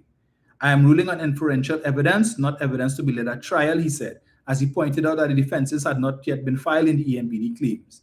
He said some of the contractors may know some of the wrong and some may know of all, and therefore answers must be given. He also said that the best forum for the clash of the expert opinions on several aspects of the claim as it related to pricing, bills of quantities, pre-tender estimates, and other issues was best for trial, not at this stage. Aboud also held that the EMBD claim of bribery and fraud against the former minister and the EMBD executives, Parmesan and Ramnath, certainly has something to answer for. Let me repeat that. Aboud also said that the EMBD claim of bribery and fraud against the former minister, which former minister? Dr. Rudal Munilal, and the EMBD's executives, Parmesan and Ramnath, certainly has something to answer for. This is the judge saying that, having looked at the evidence, what was presented by EMBD, and he's saying, see, based on what I see in here, it definitely looks like these men have a case to answer when it comes to fraud, bribery. It ain't reached jury yet, and the judge don't say, where are we? What is going on with that matter? Mr. Parmesan, I think, will have a lot to answer for at trial. I think the case against Mr. Parmesan is the strongest among all of the cases. The parties have 7 days to appeal, but August 21st has been set for hearing and so on. Senior counsel Anand Ramlogan and attorneys Alvin Pariag Singh and Ganesh Sarup have represented Munilal and what the EMBD was represented by. This matter, then they appealed. It then went to the appeal court, and the appeal court said the same thing. These men have a case to answer. They appealed it again. It went to the Privy Council, and the Privy Council said, these men have a case to answer. The evidence is strong enough. It says that these men really should be behind bars. But where are we? Imagine this man sitting down as a minister. He in charge of a whole ministry. Contracts being given out left, right, and center. We're hearing claims, allegations of certain ministers who, for whom houses were built, contractor build house for them, and who get Porsche, contractor buy some Porsche for them, and $1,000 watch, and all kind of thing we hear. There are allegations. I don't know. It is in the public domain, and I'm sure the ministers against whom these claims have been made have heard it, but they've said nothing, right? They've said nothing. In fact, it was even mentioned by a member of our side, threw it out at the minister in the parliament, and the minister didn't seek to deny it. He didn't call on the speaker to claim to say imputing improper motives or anything like that. No, he didn't. But we will see in due course. Don't worry, we will see. But again, when UNC wins, everybody's supposed to win. Not so? Who winning? Who winning? Well, it seems that there's value in cussing the PNM on social media. You'll get noticed by this government, and then you will end up getting a nice cushy job in WASA for as much as $12,500 a month with precious little to do. You get a nice title, a nice salary, yeah, probably with some little perks too, and you could just sit down whole day on social media and cuss the PNM and talk about what the PNM do, and PNM take a rest, and PNM. There's one more thing I wanted to touch on, folks. I'm sure you all will excuse me. I know it's been a while, but I had a long day. So for the next 3 weeks, I think I will do my live on Saturday, because Sundays, the next couple of Sundays, it's kind of tight. I have stuff to do, and if I have to do the live on a Sunday, I would have to start probably like 9 o'clock, because anytime after 12:30, I am occupied until late in the afternoon. So it's either 9 on Sunday morning or I do it on Saturday. So there was an incident a couple weeks ago where there was some home invaders. I think there were 6 young men who were invading homes in Central, and the police eventually caught up with them, and I think they killed 4 of the 6, and they were looking for the next 2. I don't know if they found the 2, but what was interesting about that is that the person who would have spearheaded that exercise is retired senior superintendent, I think, was his title, Johnny Abraham, who is now the head of the National Operations Center, right? And 4 of the 6 were killed. And when I saw that, it threw my mind back. Now, I know some people will say, well, they are amongst a set of pests and therefore thing, and we better off, they're dead and whatever. Okay, if that is your position, no problem. I mean, there are a lot of people in this country who support extrajudicial killings. We see this latest development now with this young girl, Kaya Seeley, who was involved in that police shooting where her boyfriend, her significant other, Joshua Samaru, was killed. And last week when the commissioner of police had a press conference in the wee hours of the morning, based on what he said, the assumption was that the police officers would have been charged. And then later on, we come to find out that instructions were given to charge Miss Seeley, who is now being accused of killing the father of her child. It don't make sense to me. It doesn't make sense to a lot of people. But based on whatever evidence the police gathered and presented to the DPP was satisfied that a case can be made out against Miss Seeley, and so now she is to be arrested and charged for the unlawful killing of her former life partner and child father, Joshua Samaru. I think there is a protest currently taking place now outside the police admin building, right? And it has a lot of people up in arms about that. But I was coming back to this killing of these 4 young men who are alleged to have been breaking into people's homes. They never came before the court, they were never charged, so therefore it remains allegations because they were not found guilty in a court of law by a jury of their peers. But I just wanted to quote something from this article, dated the 14th of April, 2023. Abraham calls for citizens and cops to deal with criminals. Speaking at a town hall meeting on crime and Felicity on Wednesday evening, former senior superintendent Johnny Abraham said, officers are failing to send the correct message. Referencing a home invasion in Arangwe, Sanwan over the Easter weekend, Abraham questioned why only 1 of the suspects was killed. 1 man, and they're quoting him here, 1 man was shot and killed. But the thing is, they hold the next 5. What difference it would have made with the next 5? I'm not telling the police to commit any murder, but what difference would it have made with the next 5? When you send that kind of message, you want to bet me they don't come back to rob people? Well, they can't come back to rob people, Superintendent Abraham, because they're dead. All right? They can't come back. Someone from the audience chimed in with, we need stronger laws. Laws? Abraham said, looking into the crowd, waste that time in this country. I imagine I retire 7 years now, and I have matters in the court since 2000. Great is the PNM. That is why they will never want me to come back. Seems the PNM was onto something. So Mr. Abraham is saying here what? They shoot 1, they kill 1, and they hold 5. Yeah, but what you hold the 5 for? According to him. You could have finished them off one time. Yeah? Save the court some time and the state some money. What difference would it have made if you kill the next 5? And he spearheaded this exercise in which 4 young men who are alleged to have been home invaders were killed. I wonder if the intention of that was to send a message. You know, like I said, well, they engaged in a shootout with the police and the police responded, and when the smoke cleared, no police officer was injured, but the perpetrators were outmatched and all of them lay dead. So I just asking, based on these utterances from Mr. Abraham, who it was reported would have spearheaded this exercise, which resulted in the death of 4 of 6, and perhaps the only reason why the other 2 didn't die is because they were not found at the time, if that was to send a message that when Abraham is on the ground, when dead, badly wounded. I just asking, you know, these things have a way of coming back to you now, you know?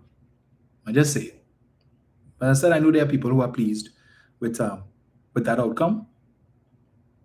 Then there are those of us who are looking in on the other side and we say, okay, if they committed a crime, bring them to justice. But hey, who am I to talk about that, right? Who am I? I am just one lowly member of parliament. Let's see what they say in here. Winston Bachelor is saying, if you look at the video very carefully, someone in that car fired at the officers from that car. You can see the light from the gun when it was fired from the car. Really, Winston? You're a detective now? Because Gary Griffith, who was commissioner of police for 3 years, has a different perspective to what you are saying. This is the first time hearing about you see light and all kind of nonsense. But anyway, or let us know. Let me get this here. Let me just get what Gary said here, right? Proper Gary's opinion.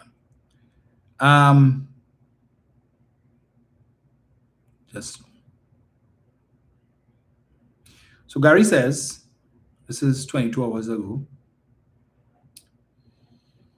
He says, I have the utmost respect and confidence in the DPP after working with him as a security minister and police commissioner.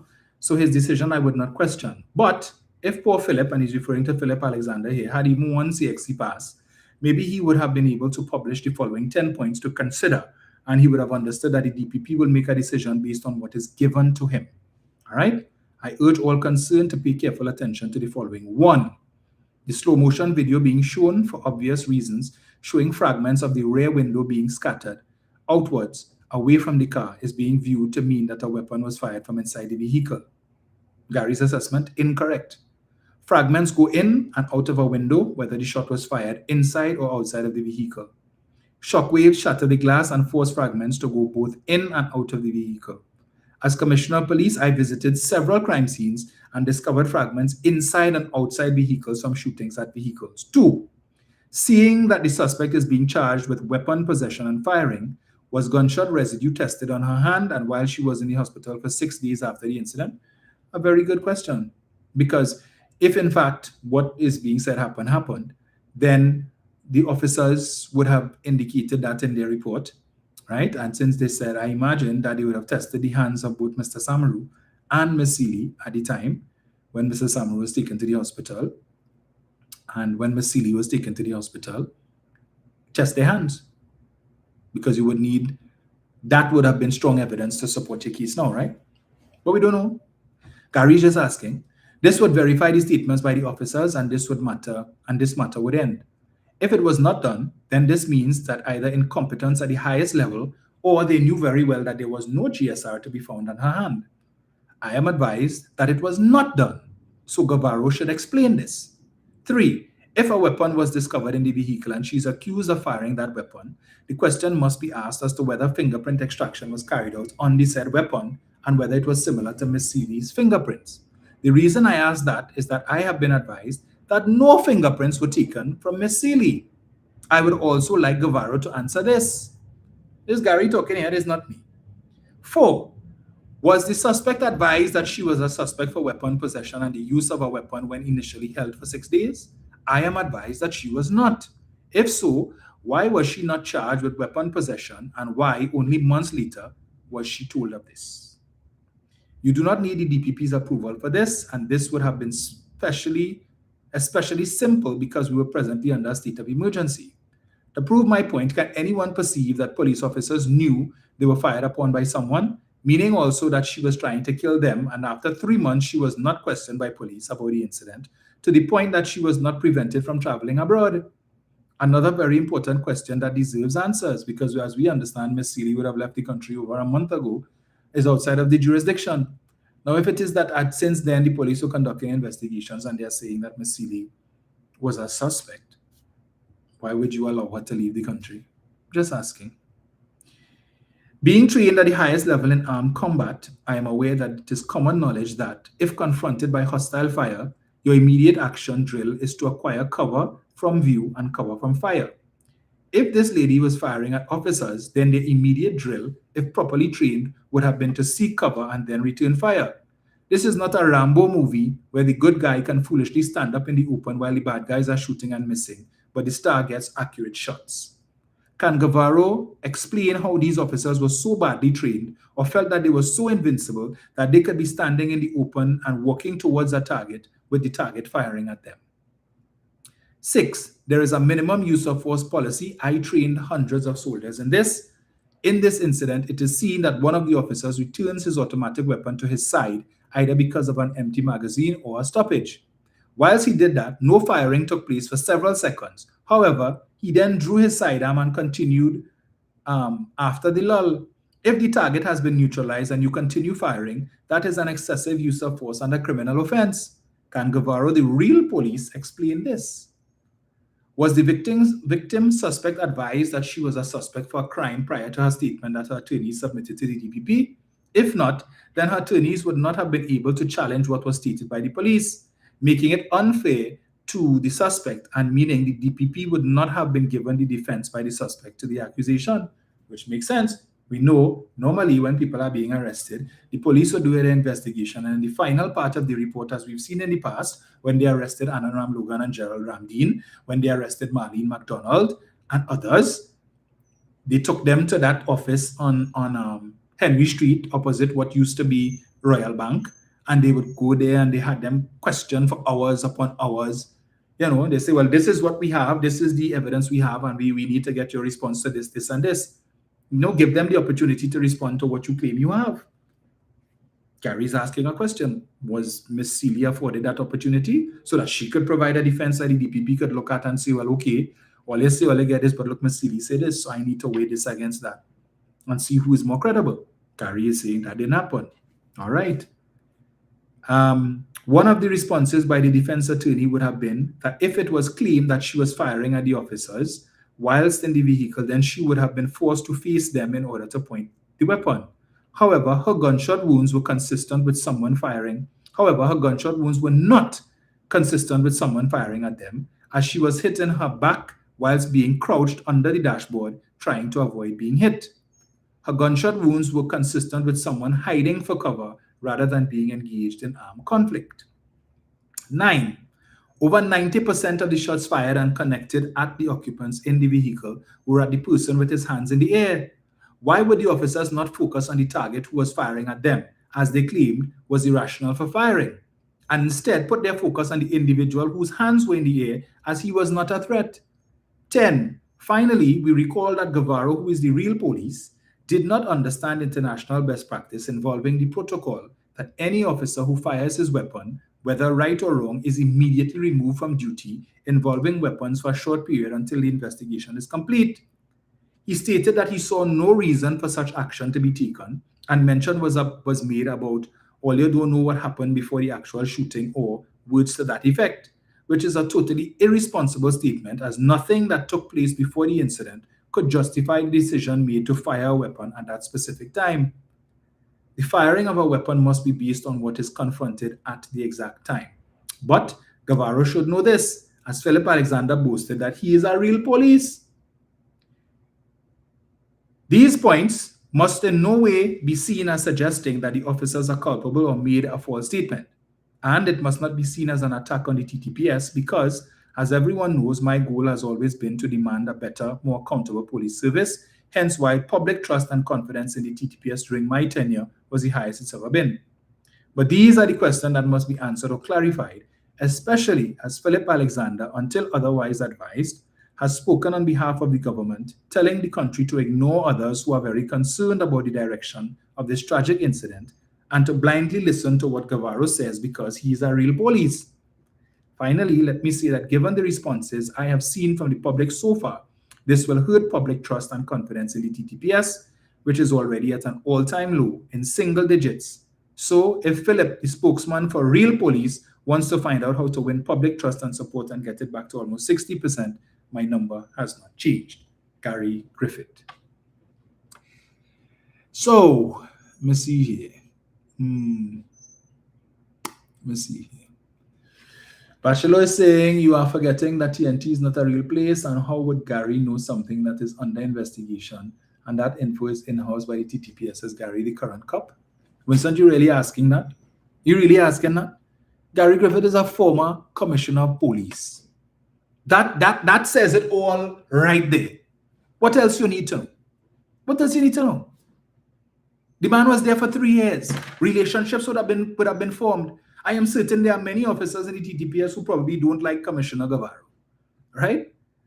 I am sure Gary still has a lot of friends in the TTPS, persons who are loyal to him, who find he was a great commissioner, who worked with him and so on, and have access to information and share the information. You get to know, like, if that is something unusual. People in this country pick up the phone all the time and call people in position and ask them for information about this, that, the other, and the next, and they get it. Right? Gary stated here, I am told XYZ and XYZ. You feel you're not getting information from the inside? How come like Prasad Bisesa used to be getting information, the confidential memo when the special branch was investigating Foster Cummins? How did Jayanti Lakshmi Diyal get a copy of that? She was working in the TTPS? How come like that? She was working there, but yet still they had a copy of a confidential memo that was supposed to be specifically for special branch.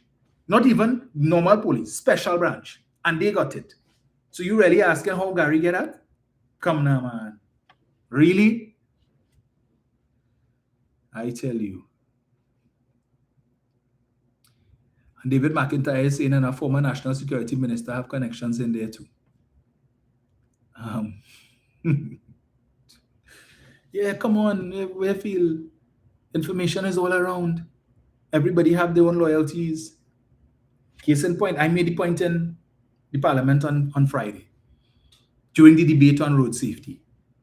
They come to say, statistics say that the number of road fatalities for the year has fallen as compared to the same period last year, January 1 to April 30th. Munilal said 13% drop. The Minister of Transport, who spoke after Munilal in the same debate, he said 10%. 2 weeks later, Guevara, down on the foreshore, commissioning some radar, the new radar guns that they get, the LiDAR guns to catch all when all you're speeding. Now they can pick you all up from further up the road. So, you know, those of you who, when you're driving down the road and you're speeding and it have a police roadblock, speed trap down the road, and you like to give lights. So you pass, you see what's taking place, and you're giving lights to let the man quiet up the road. No, hey, they down the road there, slow down. Well, now they're picking you up from even further. So by the time you get the light and you over 100, they don't catch you already. So when you take your foot off the pedal, hard luck for you. Ticket in your waist. Brace yourself. You're going to catch it. You see the police officer come out in the middle of the road. Go slow. Yeah, just pull your insurance and your license, right? And check your bank account because you're going to catch it. Guevara, speaking at that event, said that there was a 42% reduction in road fatalities for the period 1st of January 2026 to the 30th of April 2026. So I had to ask them, because Munilal, when he spoke on the first, he said, we don't invent data here. Really? You don't invent data. You say 13, Zakuru say 10, and Guevara say 42. So somebody in 2 out of the 3 only invented the data, because all 3 you can't be correct, right? You could only have one correct figure. So 2 people lying, 2 people invented. But yeah. So I don't know who Guevara batting for, because he went to the extreme. He said 42%, and he is in charge of the TTPS, which is supposed to be keeping score and providing us, the public, with up-to-date and accurate data and statistics with respect to road fatalities, with respect to murders, and all of these different things. There's no wonder why nobody knows what the real murder figure is for the year. Because Ian Allen giving you one figure, DJ Sheriff giving you another figure. The UNC recently has been sharing some publication that shows a figure saying it's about 150 something to 160 murders, right? And they only sharing that because they want to say that because the map on that post showing that the majority of murders taking place in constituencies that fall under the PNM. So they have no problem posting up a murder rate that is higher than what it was last year, just to show, to claim that is in PNM constituencies, all these people getting killed, right? So what is the real figure? We don't know. We have no idea, no clue. So you just have to go with the average, right? But when the PNM was in power, all of these sources, they were in sync. Everybody knew what the exact figures were. Now, nobody has the exact figure. So we just had to go with what approximation is approximately 150. But we don't know the exact, because even the TTPS giving us skewed figures. Because if Guevara could get it so wrong, now even say 5-6 point difference, or you might say 42. Now far 42 is from 10. That is an extreme contradiction of the Minister of Transport. 42 far from 13. And Munilal say that. He and Zakuru in the same cabinet and can't get the figures right. But we're supposed to trust them when they come to Parliament and present figures. Missed me with our BS. Yes, I told them tune in. I know they're listening. Right? They're nothing better to do on a Sunday. That's good. The truth is addictive. Shulan Bodhi is asking, could the OPM not stop the construction until the investigation is complete? I'm guessing he means the OPR. Yes, the OPR has the power to do that. Why they've not done it, I have no idea. Because no less a person than the Minister of Land and Legal Affairs is trying to again, make a dangerous move to tarnish the name and the reputation of the procurement regulator, right? And he's asking, so how come the regulator wasn't as involved and as responsive to requests for investigations when the PNM was in power as she is now? Well, how many things that did they try to raise? But you see, I want to remind, as I had to do for one of their supporters who I saw post a piece of rubbish on Facebook, and I had to remind him of something.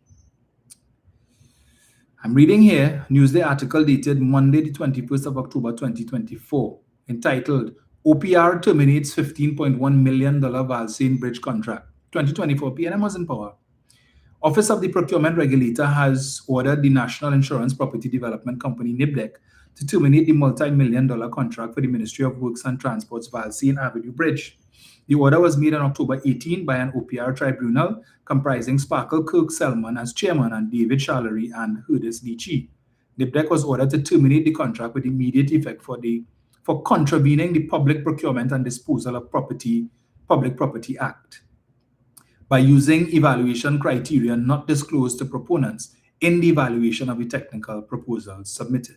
Now, based on where I sit, I think this is grounds for them to cancel this Alambi project, because it's the same situation, right? When you look at the letter that the OPR sent to Landmark TT based on the complaint that was raised by Wendell Eversley, there are certain requirements which were not met, right? They were asked to explain why did they use Sole Select. They were asked to explain, for instance, why the law requires that the Landmark TT must publish certain information on their website in relation to the project. And Landmark TT doesn't even have a website. Well, they have a website that is incomplete, right? The website, they can't build a website, but they want to build $1 million houses. And all their website simply says is luxury living redesigned. And there's an invitation telling you to sign up now, right? Get your name on the short list, pre-construction, so that you're inside and you'll be able to get the houses at the best price, so that when the houses are complete, post-construction, the prices will go up, right? So they don't start a market already, and houses are yet to be completed. The challenge before the OPR was initiated by contractor Calco. The tribunal had previously suspended the award of the contract to Mirage Hill General Contractors Company Limited until Calco's challenge of the procurement process was determined. In its challenge on September 19, Calco asked the OPR to review the award of the contract for Valsane Avenue Bridge, reconstruction and associated works undertaken by the ministry's project management unit under the PURE program. NIBDEC awarded the $15.1 million contract to Mirage Hill on September 9th. However, in its challenge, Calco Limited alleged tender rules were not observed and NIBDEC did not properly, fairly, competently, and lawfully assess its technical bid. And it also contended the award of the contract was not done following good procurement practices. In June, NIBDEC invited tenders for the project and 9 companies submitted bids, but 1 did not submit valid compliance certificates. Documents show that Calco's bid was the second lowest at $13 million. Other unsuccessful bidders included Junior Sami Contractors and Lakshmi Singh Transport Contractors. NIBDEC indicated that Calco failed the technical approach, methodology, and program of execution works. It further stated that the firm provided generic information related to key components of the works. While the minimum score for this category was 34 points, NIBDEC said Calco scored 27.75, while Mirage Hill scored 90.5 out of 100 in the technical financial evaluation. However, Calco contends that the NIBDEC's decision to fail them was not properly explained and or particularized, and its assessment of the company's technical approach is subjective, erroneous, unlawful, and not in keeping with the obligations expressed and or implied under tender obligations. right? So, and here who's the attorney? Calco was represented by attorneys Kyle Taklal Singh, the same Kyle Taklal Singh who now wants to come and defend rubbish, who was against something similar, right? That seems so. But today, he gone and sit down in a radio station to try and defend the government's decision to use a soul select and to appoint and to award this particular contractor. And I see today on UNC Cabal Facebook page, there is a picture with some government ministers who attended some service, I think in a temple or mandir or whatever they call it. And at the front, you are seeing the Minister of Justice next to, allegedly, Motilal Ramhit, who is next to Jolene John, right? And I think, and I can't let me see who the other minister is, because I don't want to get it wrong now. See, we're not about spreading misinformation and wrong information like the UNC loves to do. So let me see if I get it here. Right. Where is it? Yeah, they're calling for Gavaro to go. Right, so in the picture, you see, and it's Devish, allegedly Motilal Ramhit, Jolene John, and David Lee. Right, so you all can see it there. Right, that's the picture. UNC Cabal's Facebook page. Why are you attending a service with a contractor who is now subject of a civil suit and who is also involved in a project of which the government is being accused of wrongdoing? Right? They don't see nothing wrong with this. No, nothing wrong with that. I tell you. Hey, boy. Never a dull moment in Sweet TNT. And so last but not least, before I leave, so we would have the members of the opposition, we would have walked out the parliament on Friday. For those of you who were viewing, you would have seen what took place. That the victims' rights bill was being debated. The bill was piloted by the Minister of Justice, Devish Maharaj, and we had our first respondent was Keith Scotland.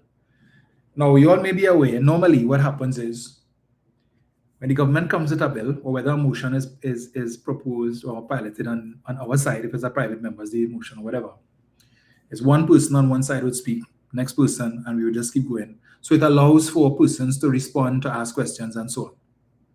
So Devish spoke, he piloted the bill. Scotland spoke. Now, in the natural flow of things, the next speaker would normally come from the government side. However, the standing orders say whoever catches the eye of the speaker first is who is allowed to speak. So it is not a hard and fast rule that when one speaker on one side, that automatically on the next side somebody. So it's just a courtesy that we extend. All right?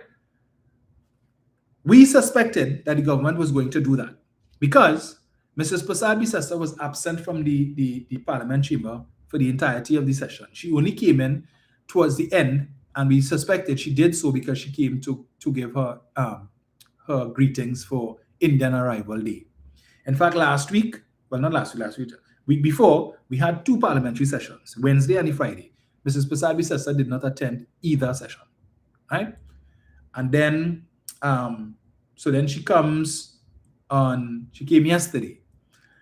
And so we suspected they were going to do that, right? So Kareem was instructed, as soon as Scotland is finished speaking, get up, all right? Because we suspect that Devish is going to get up to wind up the debate and will not allow you to speak. So said, so done. As soon as Scotland finished speaking, Kareem got up, Devish got up. But the speaker says that the Minister of Justice caught her eye first. Well, if you're looking in that direction because you already knew what the play was, right? Because we figured out what the government's plan was going to be. So it stands to reason that perhaps the deputy speaker was advised that they would only allow one speaker on our side, and then they would have Devish wrap up the debate. They would take the vote so that Mrs. Prasad Bisesta could do what she has to do so she doesn't have to stay in the chamber very long because she doesn't stay in the chamber long. And Kareem stood, right? Devish stood up. So we waited to see what would happen. And of course, as was to be expected, the Deputy Speaker couldn't deviate from the plan, which was, because I don't think they were expecting us to read their play and to have somebody on our side stand up.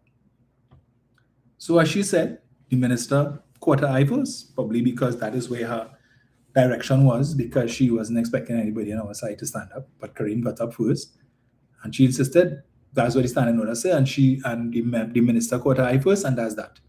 Now, normally courtesy, if it wasn't an issue, Devish might have said, well, I'll give way, because if they have something to say, it might be useful, because perhaps Kareem in his contribution might make a recommendation, an amendment that we didn't consider, that we may want to include in the bill. So we'll allow, but because they came with their plan for Prasad Bisesa to speak, right? So when she denied Kareem the opportunity to speak, right, we got up and we decided to leave. Because since all they don't want to hear what it is we have to say, what's the point of us staying there? Just imagine they knew, with Parliament being prorogued on Friday, that we would be on recess for the next 2 weeks. Right? So we have no Parliament this coming week. The following week we resume on the 5th of June at 1:30 p.m., which would be after Indian Arrival Day and after Corpus Christi. They didn't have the courtesy to say, well, look, we will be bringing greetings today. Right? So they thought they would catch us with our pants on, but we know we could anticipate what these clowns would do well in advance. All right? So we had our greetings ready. Okay? So it's not to say that we came there and that was our plan. Things unfolded that way, and we ended up walking out of the Parliament, and then Prasad Bisesa was able to bring her greetings, and Nicholas Morris brought his greetings for Corpus Christi and whatever. But we decided we would not be a part of that, because we represent over 224,000 persons who voted for us, and we should be given the opportunity to speak. Not because all they want to wrap up a debate quick, because Kamala want to talk. No. Normally, the leader of government business, Padarat, would speak to Marvin and say, well, okay, this particular bill, we propose 2 speakers on each side, or we propose 1 speaker. If Marvin agrees, he will say, well, all right, no problem. So we don't have these types of situations taking place in the Parliament. That did not happen, because he knew, had he come to Marvin and said, we're only proposing to have 1 speaker each on this, Marvin would have said, no, we're not doing that. Right? So they didn't tell us and feel we didn't know what they were coming with. We were well prepared for them. And the speaker did what she was supposed to do, or what she might have been instructed to do, and so we left. Now they're trying to make it about this, the PNM week, and this and that, and they walk out, and we walked out for good reason. You know why? Because we knew that is how you would get the media attention for these things. Because if we had just taken that as is and sat down and said nothing, the media would not make an issue of it. So we need for the population to see what we have to endure. And more than that, we wanted our PNM supporters to see what sometimes when you choose not to exercise your franchise because you want to punish the party, what the outcomes could be. And you are seeing it being played out in real time right now. You'll see how the speakers talk to us, shoot us down. We keep telling you all, every week, Marvin sends out a WhatsApp message telling us we need to file questions for urgent answer. We need to file questions for oral answer. We need to file questions for written answer. And then when we send in the questions, every Friday, just before the session starts, we wait in there, all of us fixed to our phones, looking at our Parliament email to see how many questions the speaker approved. Sometimes we send in 10 questions, 12 questions, 15 questions, we get 2. What are we to do? If he's not going to entertain it, we have no choice. It's whatever he approves is what we had to go with. When under the PNM, then Speaker Bridget Annexet George used to allow supplemental questions and Prime Minister's questions day. So the Prime Minister's a question is filed to the Prime Minister answers, and then whoever filed the question would then be allowed to ask supplemental questions. I think 3 supplemental questions or so. The Speaker, he said, question asked, the Prime Minister responds, that's it. No follow-up, no nothing, that's it. Okay? We brought, as you saw, we brought a motion of privilege against the speaker with respect to that same committee that they want General John Bates that they removed General John Bates from and wanted to be fired from because of that incident, right? And our contention was that the speaker, as chairman of that committee, ought to have recused himself because he was an attorney for some of the very same pharmaceutical companies who are the subject of that inquiry. And he would have made statements a couple of years ago criticizing, right, the process by which these pharmaceutical companies were being paid, or whatever as the case may be, as their attorney. And that alone, he should have stated, well, he has a conflict of interest. But as you saw, the Madam Deputy Speaker shut down our motion for privilege, stating that she noted the timing of our motion relative to the situation with Janelle and why we didn't raise that issue before, and knowing full well the statements that were made and all of that. Timing to me is irrelevant. That's what you're trying to hint to say, well, the only reason why the PNM has brought this motion against the speaker is because of what is taking place. Well, they're trying to lynch Janelle John Bates. You're trying to lynch Faris Al-Rawi. And when we come out, we said, well, look, because I can tell you, those particular statements made by the speaker only came to us recently. Someone sent it to me, right? The person probably listening now. Someone sent it to me, and I wasn't aware of it before, and said, but doesn't this represent a conflict of interest on the part of the speaker as chairman of this committee? And when I got it, I read it, and I said, well, okay, this looking kind of thing, and I sent it to Marvin, and he said, yes, someone sent it to him earlier on in the day, and we are looking at it. We're having our attorneys look at it to determine whether or not we, in fact, have a case, because we don't just want to come and bring a motion, and then there is no there. So we were seeking our legal advice to make sure that we had a case before we came with it. So all this dotage talk about timing and so on. But Dr. Aina Ali, the deputy speaker, is not a lawyer. But when one listened to her statement and as to why she was denying the motion that we brought and so on, clearly one could tell that was prepared for her to read. It is obvious, right? So I suspect who may have had a hand in it. But it is what it is. So once again, our efforts have been thwarted. They shoot us down. But we will continue to try. People say, all they're doing enough, and all they need to bring a motion and no confidence. And the same thing is probably going to happen, because at the end of the day, Dr. Ali is the one who's going to have to adjudicate on it. And as I said, she's not an attorney, and I'm certain that she's not learned in the standing orders. And when you listen to the language of her statement, that is the language of a lawyer, not a doctor. I think I don't know if she's a dentist or something. I'm not too sure, right? But that is what she read out there is not the language of a doctor. That is legalese. That is a trained attorney would have had a hand in that, in the preparation of that statement. They ain't fooling us. But time longer than twine. All right? Time longer than twine. 1 year has gone. Okay, they have just about four years and at best 2 months. As I said, the latest they could call the election is around the 23rd of August of 2030. So we wait to see. But there's one election before that, which is the local government election that is constitutionally due next year. And I hope that PNM supporters will take the opportunity to send a message to this government. Right? Not say, as local government, it don't matter. It matters. You know why it matters? Because right now, the majority of assistance that we in the PNM constituencies are getting in terms of patching roads, you all want us to patch roads and get street lights fixed and all of these things. The majority of the assistance that we are getting to be able to deliver to you all on those things are coming from the corporations that we hold. Tunapuna Piaco, Arima Borough Corporation, the Port of Spain City Corporation, the Diego Martin Corporation, and so on. And if you all decide to sit back and say, we ain't bound to vote for that election, not important, is the main one, the general is when we will come out.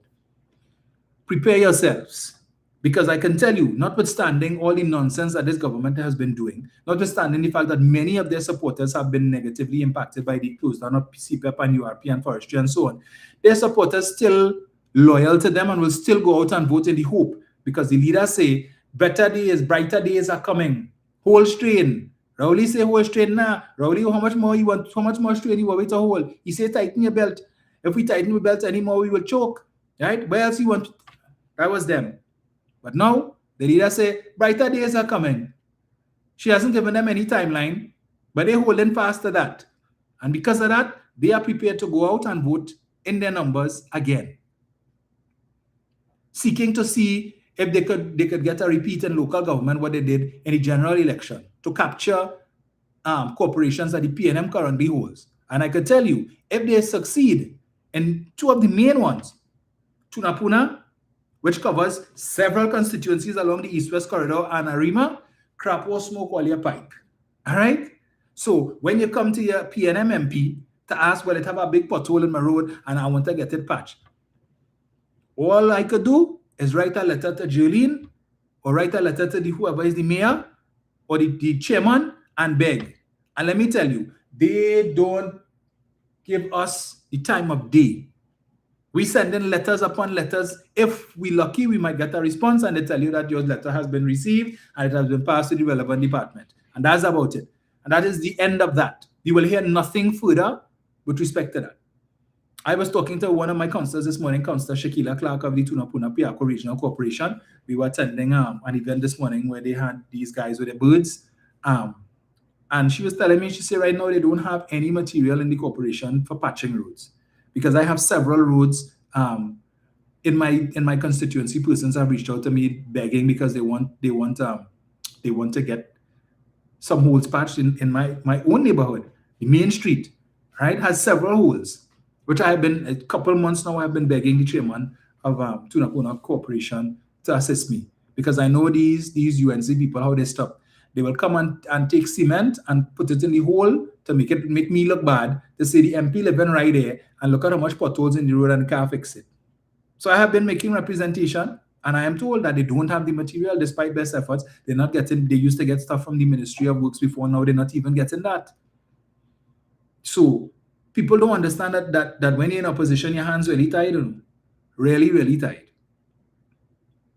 Unless you're bosom buddy with the minister, you can get in anyway. And it shouldn't have to be like that. I don't want to cozy up with any minister, because you see me, when you see I ready to share licks in the parliament, I don't want to, well, I'm a friend and I can't say this and I can't say that because I'm a friend and I don't want to offend. I don't want no friendship. Right? One or two of them that I talk to are good with, right? But beyond that, when I ready to share licks, I couldn't care. You pass me on the corridor, you don't have to say morning, you don't have to say good evening. I not say this either. We go in the members' lounge, we're in the line, you don't have to talk to me, I don't have to talk to you, and I don't have to feel any way about it. Because I didn't go there for friends, and the people who voted for me to become the member of parliament for Malabar Mausika didn't send me to parliament to make friends. I am there to do the job that I was elected to do. Do all your work. You are the minister, but the way these people operating, you would swear is only 26 constituencies there are in Trinidad and not 39, and 2 in Tobago. Right? THA fixing up in Tobago. In Trinidad, you would think it's only 26 constituencies. Munidal talk about they fixed 28,000 streetlights. I would have loved for him to tell us how many they fix in PNM constituencies, because Malabar Mausika, we have quite a few streetlights that need fixing. And I have been begging for almost a year now, and every letter I sent to TNTEC, acknowledged, and we're sending it to the deputy general manager and to this manager and that manager, and they will contact me. And up to now, nobody, nothing happening. And streetlights need to fix. But we do the best that we can. So please, people, when local election comes around next year, if you're living in a constituency that is controlled by a PNM corporation, don't sit down home like you did on April 28th and say, the PNM done when I'm ready, and my one vote don't count. Thank God for the 200 and something extra people who didn't think that way. As a result, otherwise, Malabar Mausika would have been, the MP would have been another Dominic. Not Romain, it would have been Smith. Your vote counts. So do what it is that you need to do. Mobilize your people from a place. It ain't taking you long. Your employer gives you 2 hours. Go, cast your ballot, stain your finger. You could work with some bleach and dip your finger in it afterwards and wash it up. But oh gosh, come on. We already struggling with 13 of us in the house. We're already struggling with the government not helping us, not giving us anything when we write. Don't make it harder for us by depriving us of the few corporations that we have who helping us out to be able to help all you now. Please. They already sent out a communique stating, in the case with water, that anybody in WASA, like how it is now, when I have areas in my constituency that's suffering for water, people call me, the councillor call me, I will call the area supervisor for WASA and let him know, well, look, so is the case, and he let me know, okay, MP, I'll organize, we'll open, we'll release some water, we will send a truck. Now, any such engagement has to go through the management of WASA first before these guys can talk to us. So that is where it has gotten, right? So it's a real struggle. They're just making it even more difficult to deliver to the people. But we continue to hang in there. So help us out now. Please, just go out and vote when it's necessary so that we could keep control of the corporations that we have and still have access to some little kakada, some little something that we could assist you all until 2030, when you all could fix it at the central government level and we could get back to some semblance of proper governance in this country, right? Sometimes I wonder if they forget that there were some people in this constituency and the other PNM constituencies who voted for them. Over 7,000 people in Malabar Mausika voted for them, right? And they suffer in their own people. So you can imagine what they think about PNM supporters. When the PNM was in power, the PNM was doing the same thing to the UNC, but this tit for tat have to stop for TNT to move forward as a nation. I don't agree with you, Winston. I disagree with you wholeheartedly because, in fact, we used to get a lot of, while the UNC used to complain and claim geographical discrimination. There were many PNM constituencies where people used to complain that the PNM doing more for UNC constituencies than PNM. I have heard former ministers say that, right? That they would have asked their ministerial colleagues to certain things and things were not done in their constituency, but it was being done in UNC constituencies. In fact, I spoke about the situation, but when I had just become a candidate and Marvin went to open the booster station, commission the booster station in Aripo, and that falls under Komoto Manzanilla. And Rai Ragber came. He was the UNC MP at the time, and he talked about all the things Marvin did in his constituency and how people in his constituency told him to thank Marvin for what he did and how he improved the water. When it is down in this Indian Walk or Indian Trail or wherever it is, when they had the water racket for how many years, where people were spending $300+ every week to buy water to fill their tanks, and Marvin went down there and he told them in 30 days he would have the problems fixed. They would come and WASA would come and run lines and all of that. He did it in 21 days. 21 days they fixed it. UNC area.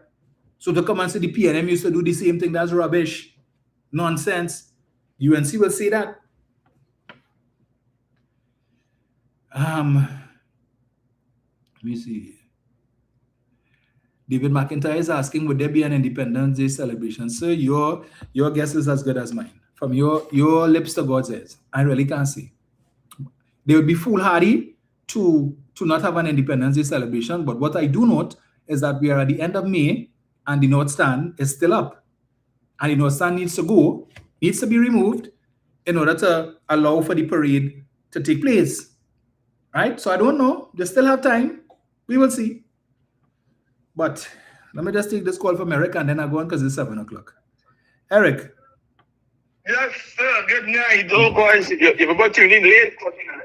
Greetings. Yes, good night, man. Right.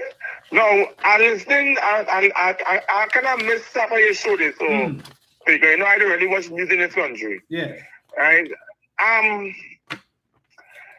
To answer that person question with the independence, I have a strong belief that they're going to do what they did last year because they look at Independence Day celebration not as a national event, but rather than a PNM initiative, because they felt that the PNM would have gained independence from Britain, although Capaldeo and them had issues with it. You see, people need to know the history. Regional Capaldeo and them had an issue with the independence celebration granted from the UK. So when Dr. Eric Williams went and got it, so that is their vendetta right now. They believe it's a P&M thing rather than a national event. For example, look at Jamaica. Jamaica is to be proud to have the independence day celebration. Barbados is proud to have the independence. We in this country, it's too much of politics in everything that we do. So to answer that man question, I believe they're going to do what they did last year. They're going to say the members are being threatened and they're going to push for extension of this S3 as it comes to an end next month. So they're going to push for another 3 months, and they're going to take it from June until September. And they'll be going so right through until the outer office. So people brace on themselves. We live in a police state. We live in a dictatorial state. We live in a racial state. Right? We have to understand the reality and the capabilities of this government. They only fix people who support them, who carry out their narrative and propaganda and nepotism. Once you fit that criteria, we're going to reward you handsomely. You understand? Look, as it said, MP, all these lights in the country. I live up in the east. This is just about a light away from you. Right? And between Tumpuna, lights on the highway, coming eastward on the eastbound lane, every single night, I don't know what is going on, but about 10 or 11 street lights on that stretch never functioning. I can come up for a few hours or a few hours and then it cuts off. Right? It have areas in P&M areas that weeks, months since this volunteer office it never fixed. It doesn't mean that. Look, last night I drove my vehicle. I tried to avoid a pothole. Because either the pothole or I get my car up down. So I avoid the pothole and I still end up down in the pothole and I mash up a dead rim. Who gonna compensate me for that now? You understand what I'm saying? Yeah? Yes. But all they want to come and give people ticket for this, ticket for that, ticket for the other. Look, right now my vehicle home there, and I was so vexed this morning because today is Sunday 1. I have to wait now till tomorrow to one see if I get him, fix to see if anything go bad, if it shocks the bushing, whatever, and spend money again, and I get tired. That's what I'm saying. And this is what people have been trying to be going through every day in this country. Fix the blasting roads in the country, at least put on the money so people could at least get some sort of a little leverage so they could drive on the road. Or the road would not be 100%. People have to be going through that's expenses, and then you want to add problems with this triple ticket offense. Your life go bad, you get ticket. This go bad, come on. And this is the foolishness that people have to be counted as motorists on the road every day. I said, if I didn't think I tried to avoid, but if I didn't think, I would have had to spend more money. I had to spend more money. But as I said, this, I don't know, but people in this country took a gamble and they're reaping the rewards today. And local election is like, say, people have the opportunity to come out. Don't sit down and say, well, you know, we ready to listen more that come out and show the disgust or they have with this government right now because they don't care about African people in this country. They do not care about African people in this country. I would say it with a loud tone, they do not appreciate or consider Africans in this country. We are second-class citizens. The few Africans in the UNC party, they're just there for window dressing. And pretending that they're so in tune for African people. If all they was in love and supporting the country, or they have never been doing what they're doing in this country right at this present time. Or they're segregating and discriminating PNM control constituencies and corporations to make it look as if they don't care about the subordinates and the constituents and businesses, and now give the businesses opportunity to turn their backs against the MPs and the councillors and the ornament to say, see, all the PNM holds how much years, and then to give them the opportunity so they want to vote for the UNC. Right now in San Fernando, they're fighting for the corporation right now. So they're making all kind of allegations against Robert Barris. You understand? The San Fernando corporation, they're fighting for that corporation bad. The one in Point 14 as well. The one in Grandy they're fighting for. People, we have to, don't let these people get Point 14, San Fernando, Grandy, Tunapuna, Piaco. They want to fight for these corporations so they can be in charge and want to dictate how things run in this country under the local government aspect. So people, this is the opportunity. We made a mistake some 30 months ago. Do not make that mistake a third consecutive time, because the Almighty God show you all the opportunities now and what the downfall this government is creating in the country. And we as citizens have to make it right. And if we don't make it right, sad be our portion. Forget about party. It's about the country. Kamala said it. Forget she. All she said is about party and race and their people. Now it's about the country. So get all your act together. Let us go out and set the pace in the local government election. We have to win 9 corporations in this country. 9 corporations we have to win. And I know that Trinidad to do it.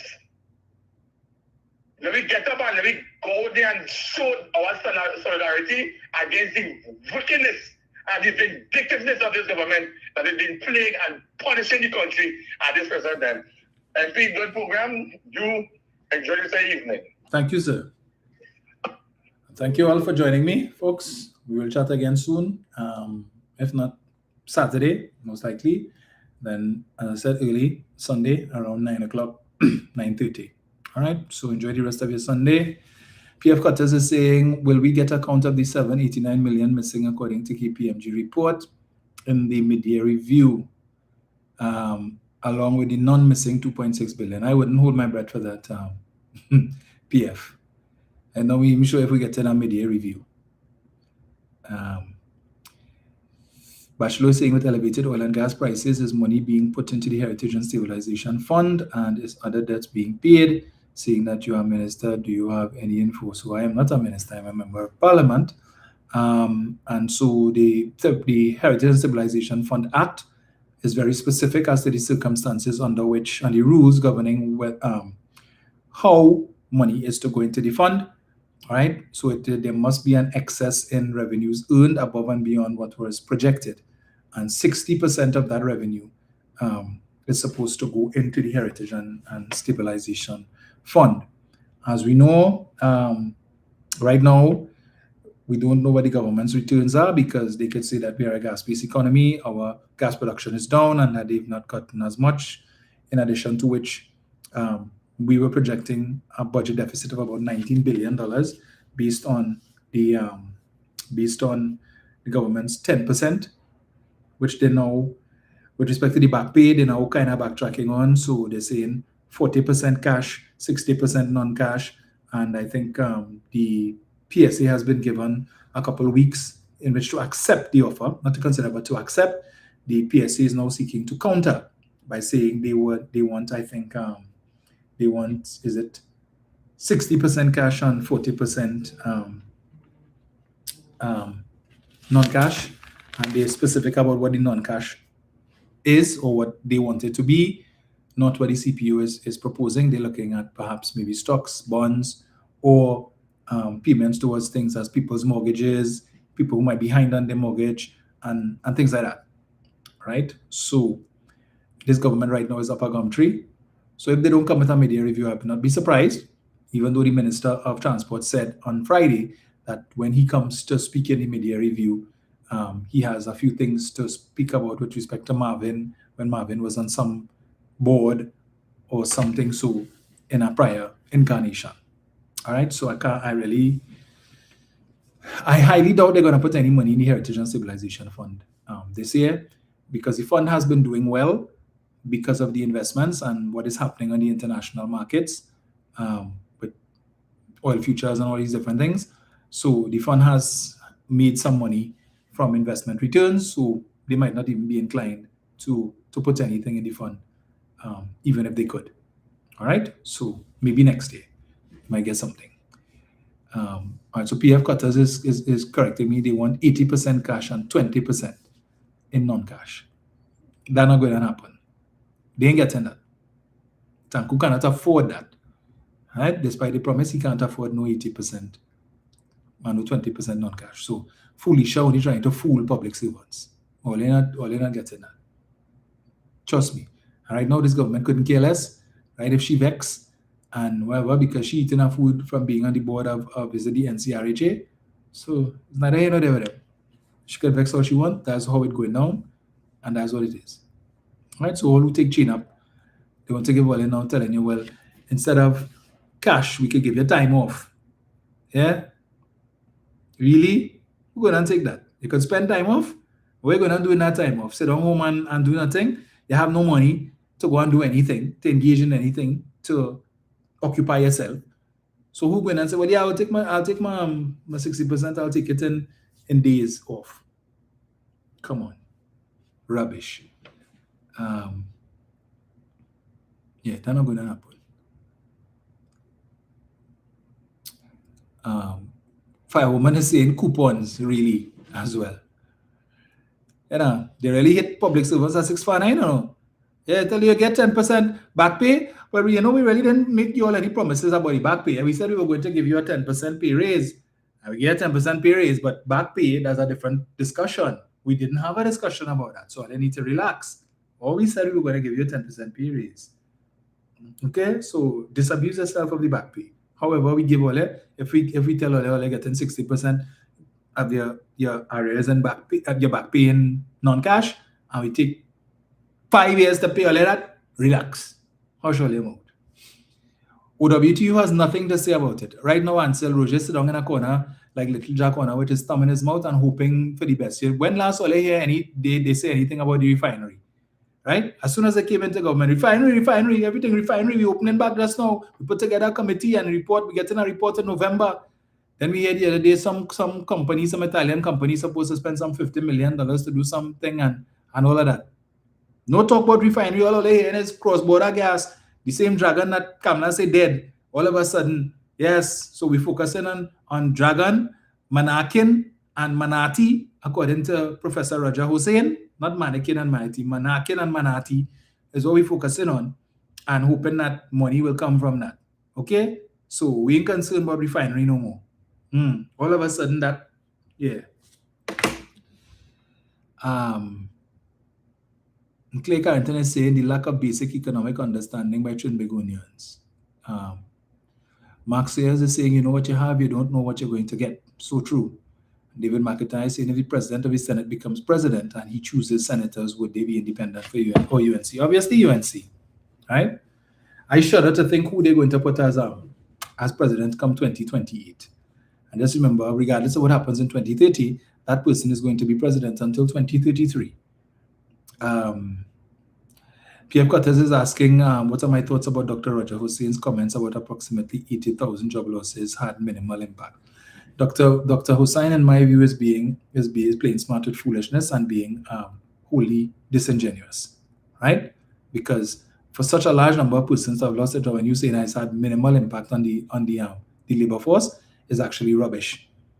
But I will discuss that in more detail next week, right? As to what he's not telling you, that because there are certain things that we have to look at with respect to,